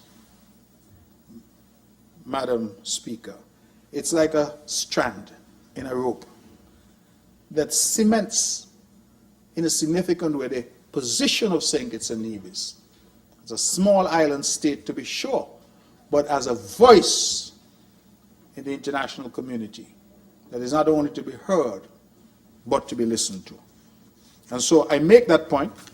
When the good member for number 6 comes, he can speak and allow us to understand more of what is happening. I want to shift very quickly, because I'm sticking with my theme of diversification, to manufacturing. St. Kitts for many years had a manufacturing sector. WINNMedia used to look across and they said people working, what they used to say up there, the industrial site. And I recall that during the height of COVID, no less an institution on the White House, the United States, called us to ask if we could have a factory open because a part that factory here made was critical for ventilators. And we had to quickly formulate a protocol to allow that factory to open so that the part necessary for the ventilators to go to America. But we have seen changes. We're hearing about artificial intelligence, we're hearing about advancements in technology. And we have, let us face it, some difficulties in terms of manufacturing that we face. High electricity costs. Again, we're hoping we could solve that problem with geothermal. But we also have relatively high labor costs, a point I'm going to get to shortly.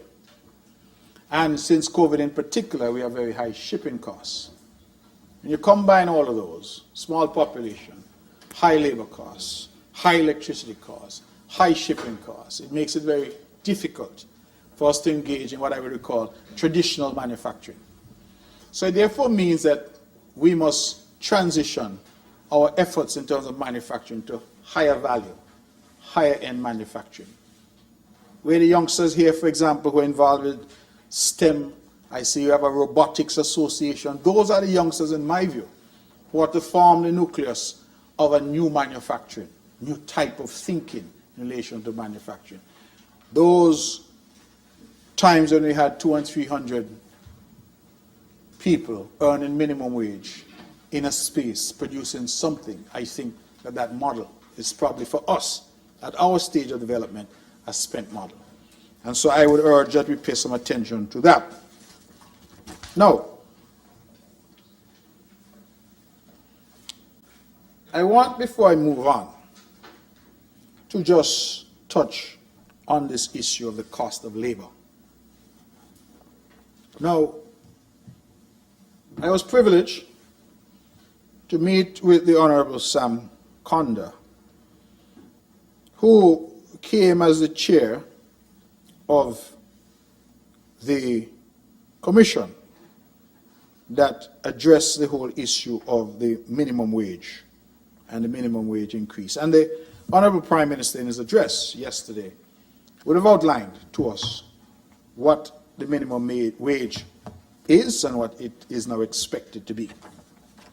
I believe, Madam Speaker, that all of us should celebrate the idea, because minimum wage by its very definition means it's going to the lowest paid workers. So we should all celebrate. But I had hoped, as we look at the minimum wage increasing from $9 to $10.75 by the 1st of January, so that is in 2 weeks, and thereafter to $12.50 from the 1st of July 2025.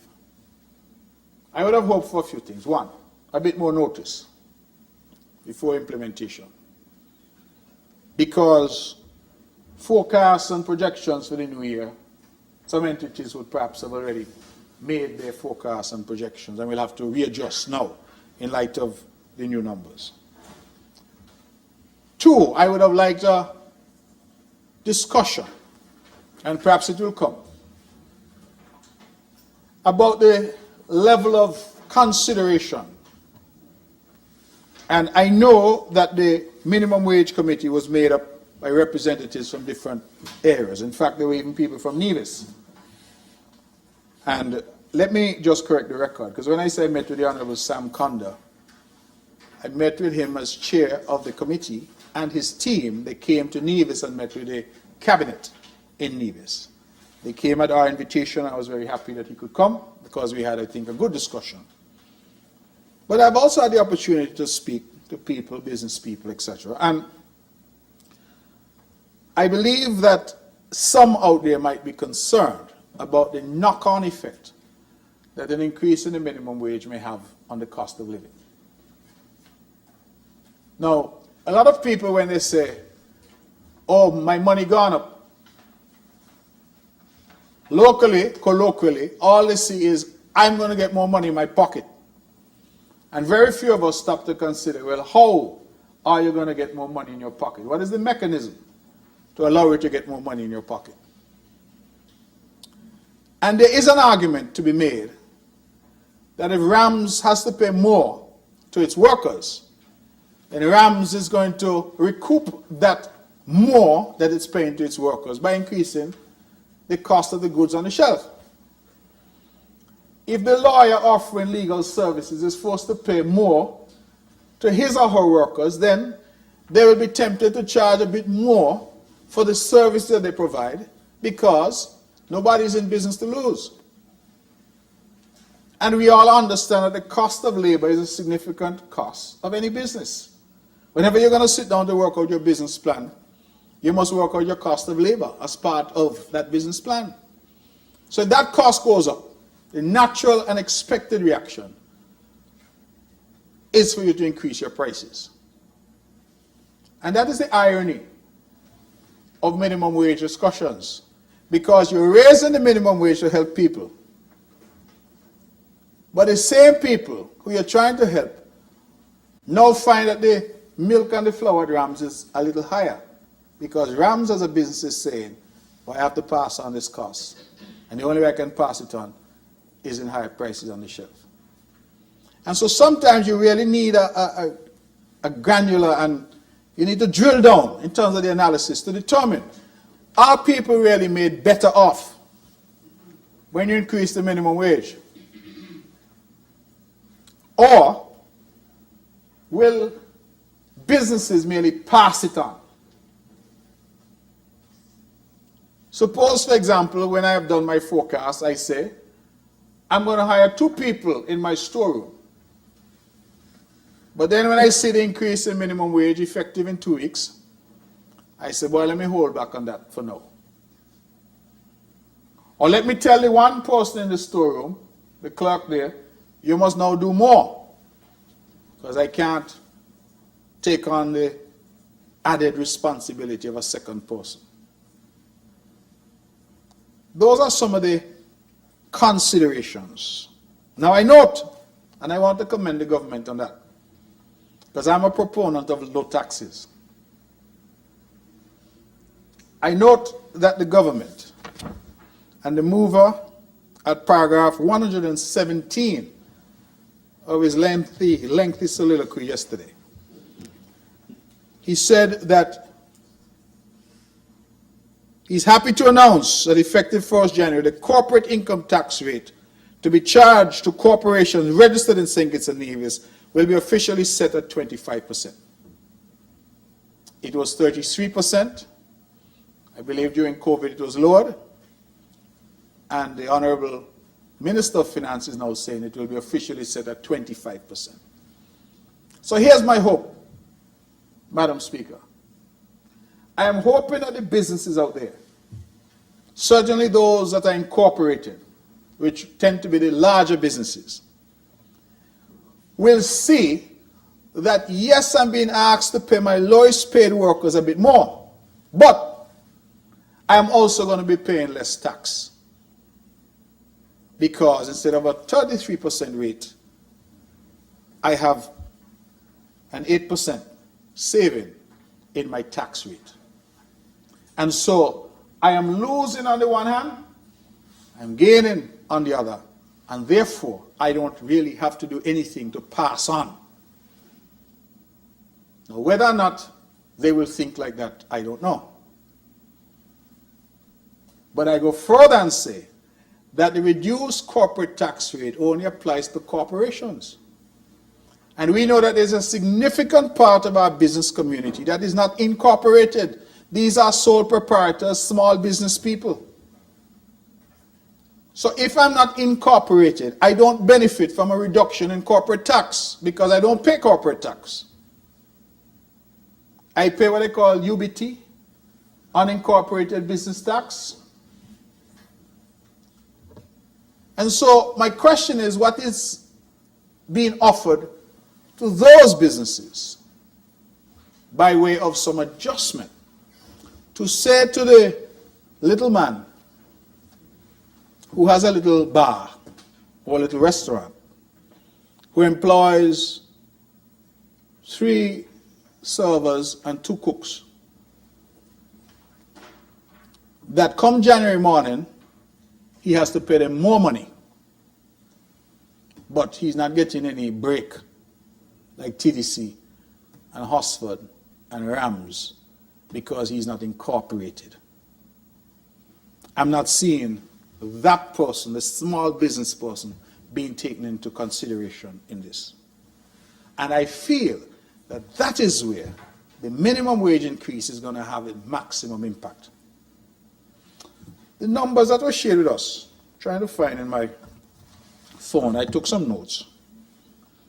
The numbers that were shared with us when we had the meeting suggested that, I can't even find things in this phone now.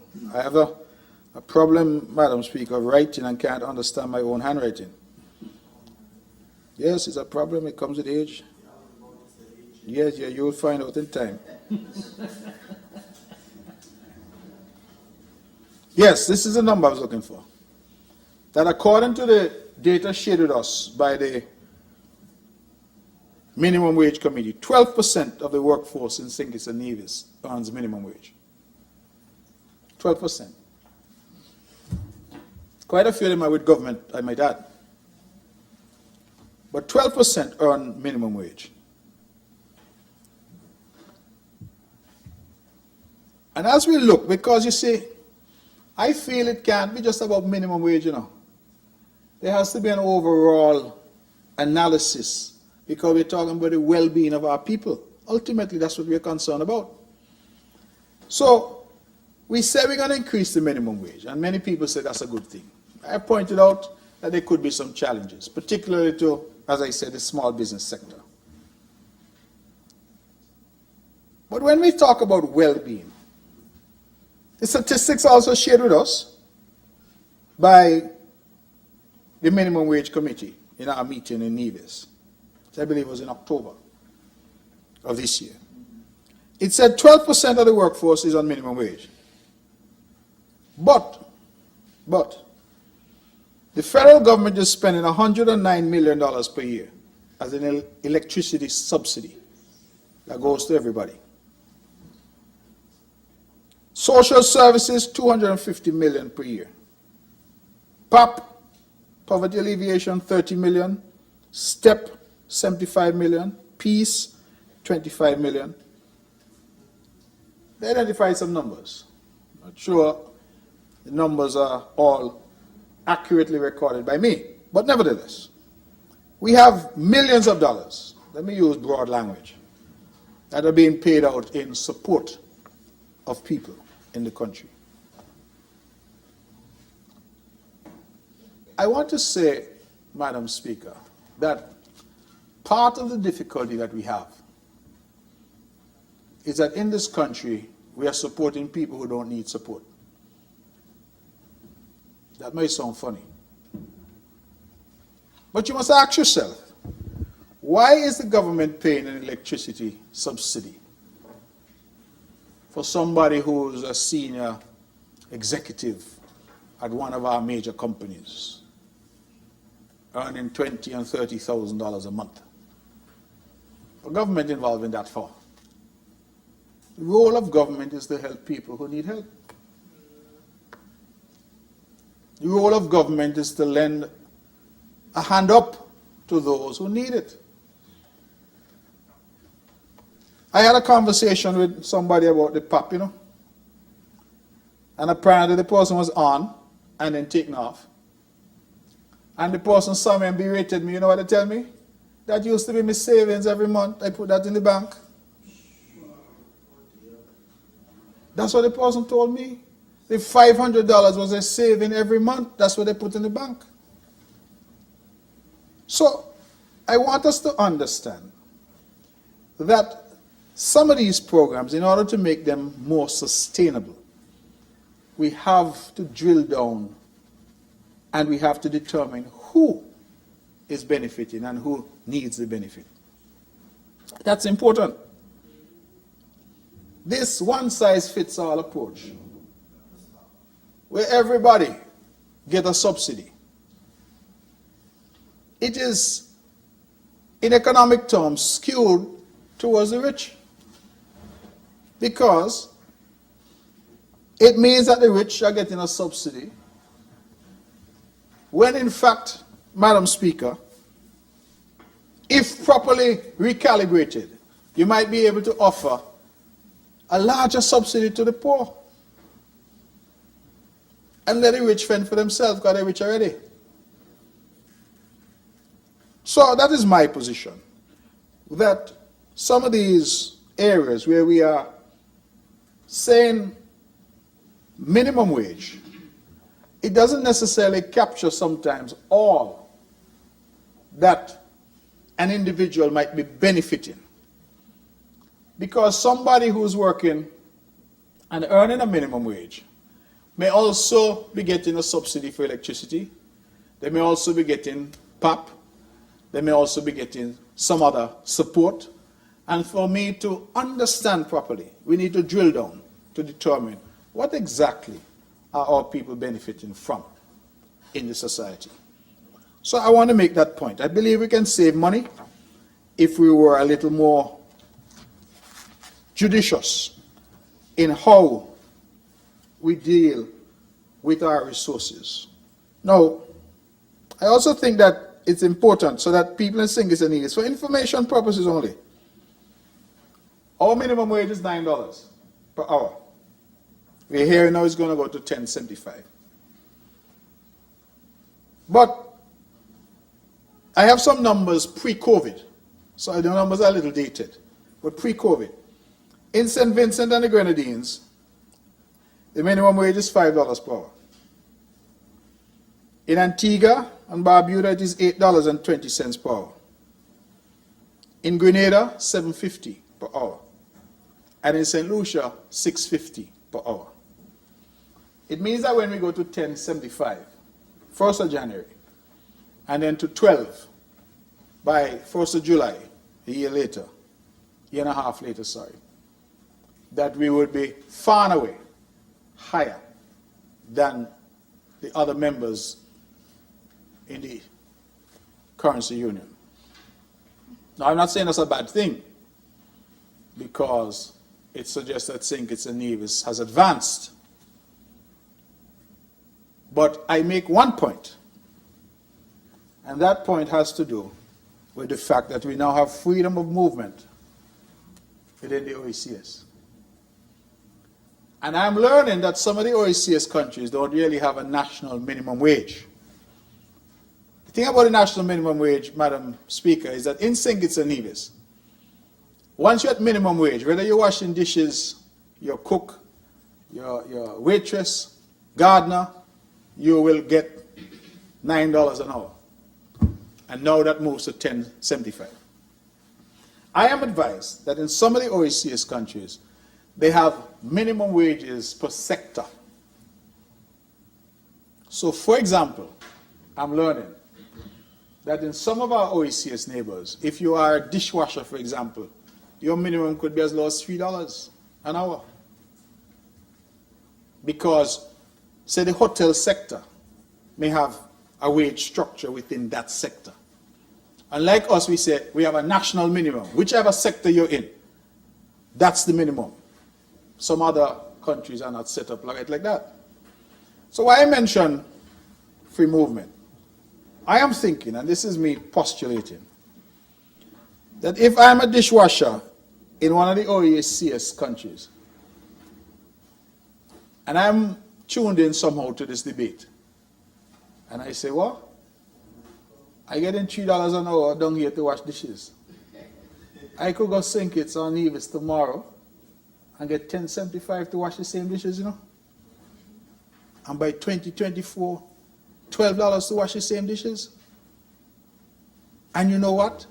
The OECS head say I could go freely. Once I land at RLB or Van Samry, I get my passport stamp. And they can't run me because I'm an OECS national. I know that the nature of humans is to go where things are better. And while we welcome, I want to be very clear, our brothers and sisters from around the region, I ask the question rhetorically, are we ready for potential influx of people if they were to come? Because I will be honest, if I am sitting down in another OECS territory, looking at these proceedings, I say, boy, things good up here. Things good up here, no? You hear the amount of things that like yesterday, I swear the bell gonna ring. Things good. In fact, I called my team last night. I said, fellas, get ready, snap election. Get ready.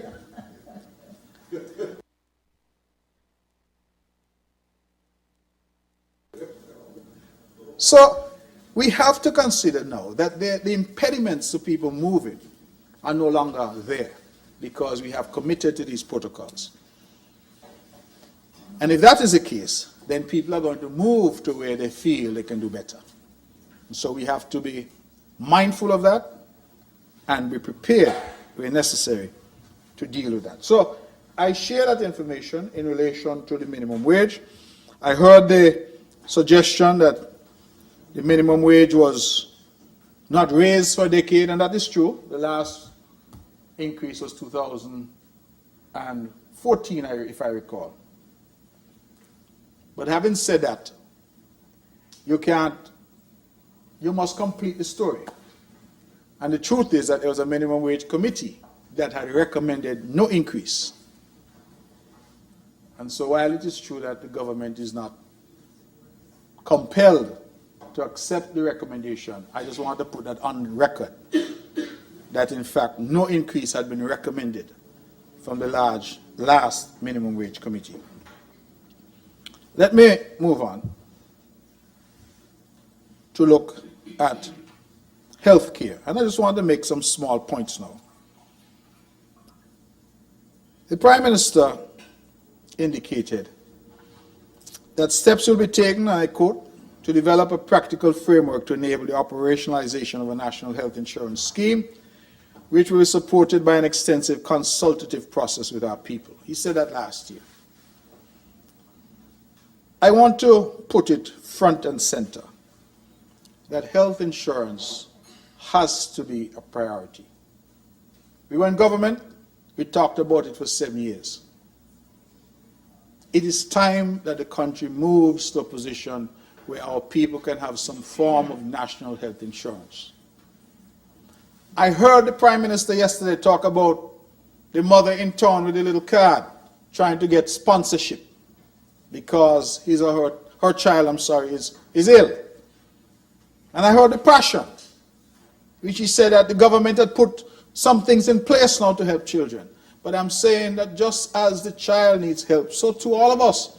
Because if we live long enough, one thing is certain, all of us are going to have health problems at some point in time.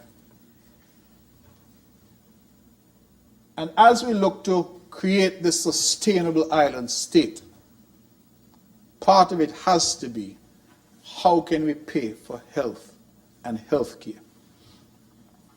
Health care in our country is nearly free. I marvel all the time that in Nevis, it costs 20 EC dollars a day to stay in the hospital. Breakfast, lunch, dinner, and medication. 20 EC dollars a day. Minister, I'm a good member for number 10, Minister of Culture in Nevis. Next year we have Culture Armor 50 and our homecoming celebration. We're inviting all of St. Kitts and Nevis to come. And already I'm told we're wondering where we're going to fit people. Somebody say, Alexandria Hospital going to be an Airbnb. Cheapest place to stay. $20 EC a day. 3 square meals and medication and nurse and doctor on call. 20 EC dollars a day. So we understand that our healthcare sector as currently constituted is not sustainable. And the government cannot be continued to be asked to bear the burden of providing an increasingly specialized health care. The mover spoke passionately about a center of excellence, kidney transplant. Sounds wonderful. If it can happen, I applaud it. But we have to face the reality, Madam Speaker, that we need a mechanism to pay for health care. And that mechanism, I believe, has been proven throughout the world to be some form of insurance. So I won't belabor it. I'll simply say that I want to see the national health insurance back on the agenda in a significant way so that we can move in that direction. I want to move quickly to national security. Paragraph 51 of the budget address, again of last year. I'm going back because I'm trying to see after a year what has happened. So paragraph 51. The Honorable Prime Minister and mover said this. I quote, "The Ministry of National Security has set a target, the downward trend in homicide, from the previous 15-year low of 10 to a single digit. A target is also set for improving the major crime detection rate by 15%. So last year, the mover of the bill said to us, people in the country, that he wanted the rate of homicide to go to single digits. It has moved in the opposite direction. In fact, this year, so far, we have 29 homicides that have been recorded. Now, Madam Speaker, I said this is my 17th budget. And so I believe that I'm old enough now, and hopefully wise enough now, to have learned a few things along my journey. And one of the things that I have learned from a young firebrand back in the day to an old gray-haired man today is that there is no benefit in politicizing crime.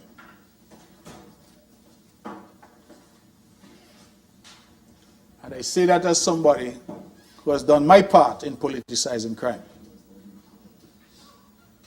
But with the benefit of age and wisdom, you come to a realization that crime is a social problem.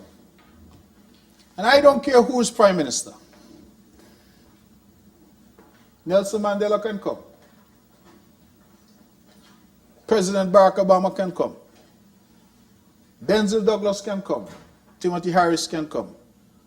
Crime is crime, and crime is a social problem. I've come to that realization with the benefit of age and wisdom. Why do I say that? If you read your Bible like I do,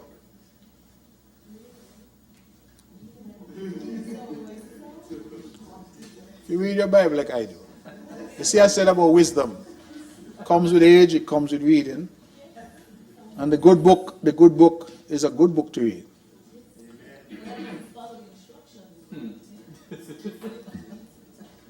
He who is without sin cast the first stone.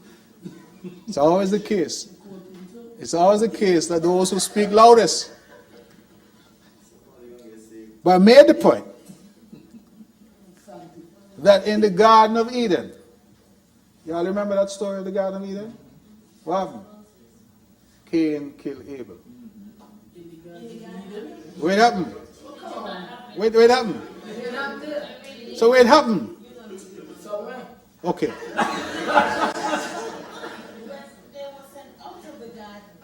So he killed him when he was sent out of the garden? Okay. So I am being chastised that my location might be off. But the location, you see, is irrelevant to the point I'm trying to make. The point I'm trying to make is that the first account that we have in the Bible, a field, but where the field was? Close to the garden.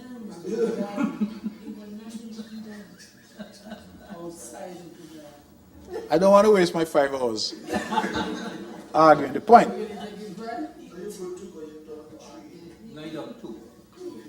So I'm making a point, Madam Speaker, that whether it was in the garden, in the field, or where, that Cain killed Abel in the Bible, first account that I'm aware of, where we had a homicide, was a brother killing brother.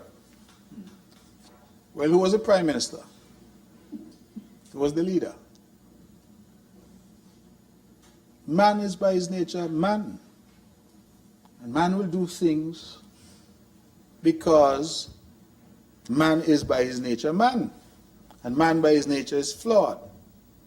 I have come to that realization because people say all kinds of things. People say it's because of poverty. A lot of people committing crime ain't poor. They have the means to live, and in many instances the means to live well, but they still commit crime. You ask why a man who already has $100 million still try to steal and commit fraud to get more. Because it's the nature of man. And I believe that rather than engaging in what has for many years characterized our politics, of when one side is in government, the other side blame them for crime, and then we do the same thing, vice versa. It is time for us all to join hands and get together to try and solve the problem. And I say that because just like my position on citizenship by investment, there are some issues that transcend the politics. Crime is no respect of persons. When a man shoots a gun, the bullet don't have no name on it. You may just find yourself in the wrong place at the wrong time. And it therefore behooves all of us to come to an understanding on that issue of crime. Now I see people bandering the statistics around. It's interesting, because I reached out to a colleague and I said, could you send me the statistics on crime since independence? I won't go through all of that.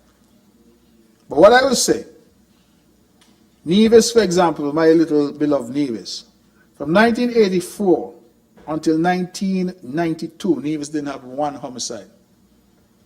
Not even one. We had our first homicide in 1993. And back in that period, 84 to 92, St. Kitts most years had 0, and in other years they had 1. Those were the early years of independence. We then started to see 2 and 1, 4 and 0, 3, numbers that were single digit, all the way up to 2003 when we saw 10 for the first time. 10 in St. Kitts, 0 in Nevis. And then thereafter, we saw 11, 2006 we saw 18, and the number went up. In fact, it got so bad in Nevis that in 2013, we had 10 homicides on the island of Nevis and 13 in St. Kitts, 23 overall for the country. And that trend continued. We hit an all-time high in 2016, 2011, Madam Speaker. In 2011, we had an all-time high of homicides, 30 on St. Kitts, 5 on Nevis, for a total of 35 homicides in 2011. The number dropped the following year from 35 down to 16. 2012, it then trended upwards again, 2013 to 23, 2014 to 24, 2015, the first period of a team unity government, we had 28 homicides. 2016, the full first year of a team unity government, we had 31 homicides. 2017, we had 23 homicides. 2018, we had 24 homicides. And then, 2019, we introduced this peace program, and we saw the numbers started to go down. 12, 2019, 10, 2020. 2021, we jumped back up to 14, 2022, 11, and now 2023, thus far, we're at 29. Numbers don't lie. And what the numbers are telling us is that crime was happening under every administration.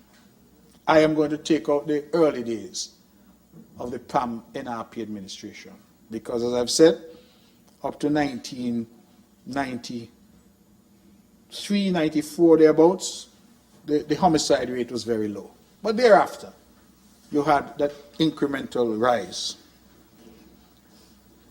And so I hear a lot of noise, for example, being made. And I'm not trying to minimize. I want to be very clear. I'm not trying to minimize, because the death of one young person or one person is one death too many. I want to make that pellucid. But I hear a lot of noise being made that, oh, 29 people have died and, oh, it's Prime Minister Drew's fault. I'm standing here as a leader of the opposition to say Prime Minister Drew couldn't stop one of those murders. I'm prepared to say that. Yes, we need more investment in security. Yes, we need more investment in police and all of that. But our people ultimately have to recognize that crime is us, you know. And who are the criminals? We are the criminals. When I say we, I mean me, you know. I mean the people. Society is our cousin and our brothers and our sisters.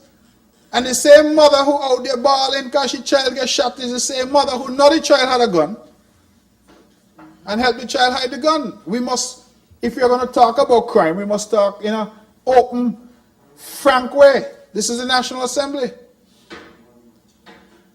A lot of things that people are blaming government for. And I'm not trying to say that the government must not shoulder responsibility, because it is for the government to put in place the necessary framework to deal with some of these issues. But the people, how many of us see crime and refuse to tell the police what we see? Everybody get blind. A man gets stabbed on 4th Street or on Main Street, Charleston, nobody see anything. But then we say, crime in the country and the government need to do more. What about our responsibility? Every country that I know of in the world, Madam Speaker, relies on their public to help with crime. Every country. You go to the great United States of America, the minute something happens and they get a video or they get a photo, what they do? They put it out in the media. Wanted person, they're trying to find so-and-so. And they rely on Joe Public to help them. But if our public forms a view that that is somebody else's problem, I'm not getting involved. And then you hear all kind of stories. Oh, we don't trust the police. Police, them don't talk and say who say. We know, all of those excuses. Because we have put in place over the years areas, mechanisms that people can confidentially give information. We must accept that all of us have a responsibility, a national, social responsibility in the fight against crime.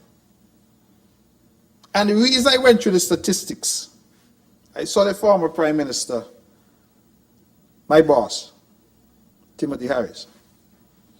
Only man ever fired me in my life. Well, he was my boss, that's the only one, so he could fire me. But I saw some recent comments he was making about murder and this and that. And that's why I think it's important that in 2016, the first full year of a team unity government, we had 31 homicides.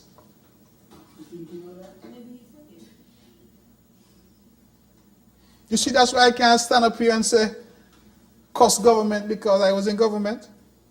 And under our government, the first full year is 31 homicides we had. So what are we going to do? Continue the blame game? Or are we going to say, let us get serious and say to the criminals out there that whether you're PAM, Labour, New Labour, PLP, your CCM, you're not happy nothing here. PLP is New Labour, all Labour is Labour. Okay. So whether you're People's Labour Party or Kitts-Nevis Labour Party, all of us need to get together on some of these issues and stop the foolish finger pointing and blame game, because none of us can really say that we had the solution. So, let me move quickly, because I want to do a few things. I want to commend the government on the active efforts to foster and maintain a relationship between the federal government and the Nevis Island administration.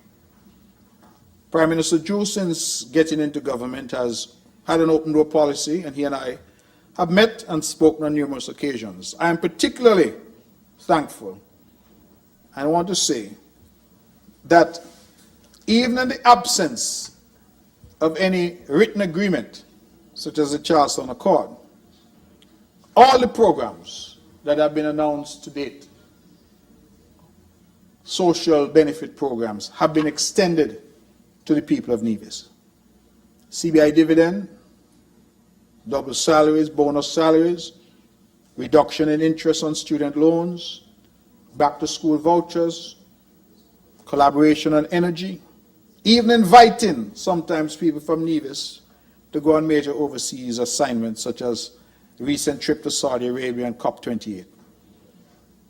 I believe that that ought to be commended and encouraged. We are hopefully moving to a direction of really having a national consensus on critical issues. I also want to commend, the Honorable Attorney General isn't here, but I want to commend his efforts that he has been spearheading on the good governance agenda. We have been in here time and time again, integrity in public life, freedom of information, whistleblowers, legislation, as the case may be. But I will say to him and to the government that it is one thing to pass the law. It is another thing now to enforce the law. And all around the world, people are passing laws, but those who assess these countries always ask the important question. When you have all this legislation, how many people have been charged? How many people have been prosecuted? And that is why I'm going to say here what I continue to say in every forum, that I don't want anybody to get up in this parliament or anywhere else go tell me that anybody thief money. I don't want to hear a thing about anybody being corrupt. I want the evidence put in the proper hands of the proper authorities for the proper action to be taken. Nobody call nobody thief and allow them to come in here to pump a set and make all kind of noise in this house. Send the matter to the Director of Public Prosecutions and have some charges brought so that we can say to the region and to the world, you see, this is how we deal with these things. We get to a point now in the country where when you start to say the other side do something, people just tune out, you know. Because the fellow down in McKnight knows that if he goes by Rams and take up a bar of chocolate, he gone across 1840. But we hear in this house, 20 million gone poof. And people still are going around, attack, and say all kind of things.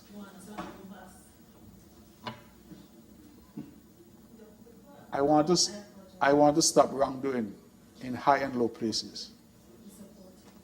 And we cannot condemn the youth from McKnight who thief a chocolate. And when we say that people thief 20 million, we allow them to walk scot-free. So me don't want to hear a thing about corruption unless we're going to do something about it. That's my position. Now,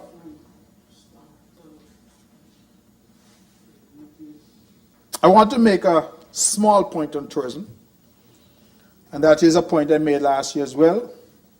The good member for number 2 is here. It has to do with the aviation taxes. I made a point that that has to be looked at. Around the region, it is being said that this is one of the areas that is pricing us out of the market. And certainly, when we look at prices to come here, St. Kitts-Nevis is still very high. I believe part of that has been due to the monopolistic situation created with American Airlines. I'm very happy to see now JetBlue coming in, and I'm hopeful that other airlines will come to break the back of that monopoly. But having said that, we must also look at the aviation taxes to see how we can bring some relief. Because a family of 4, say, visiting St. Kitts and Nevis is very expensive just in terms of airlift. And many people are opting to go elsewhere, spend less on the flight and spend more on their hotel and enjoying themselves at the destination. So I would want us to look at that.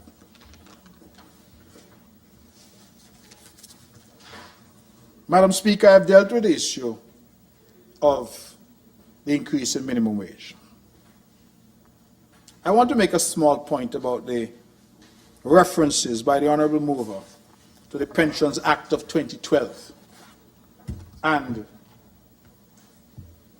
that the, what do you call them over here, GAE?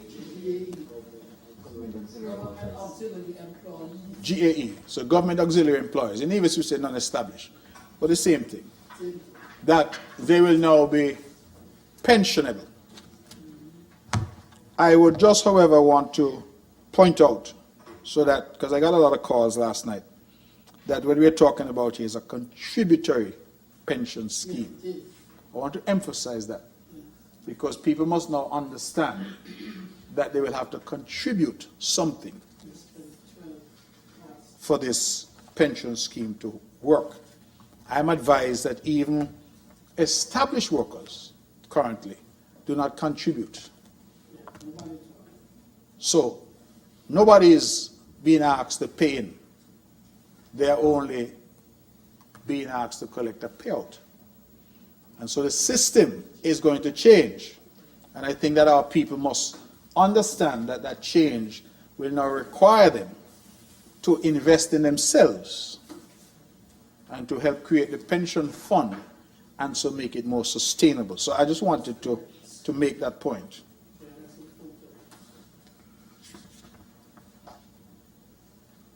I move quickly to the very bold announcement that every young citizen, I'm reading from paragraph 123 of the budget address of this year, every young citizen aged 5 to 18 will be endowed with a savings account, initially funded with 1,000 EC dollars.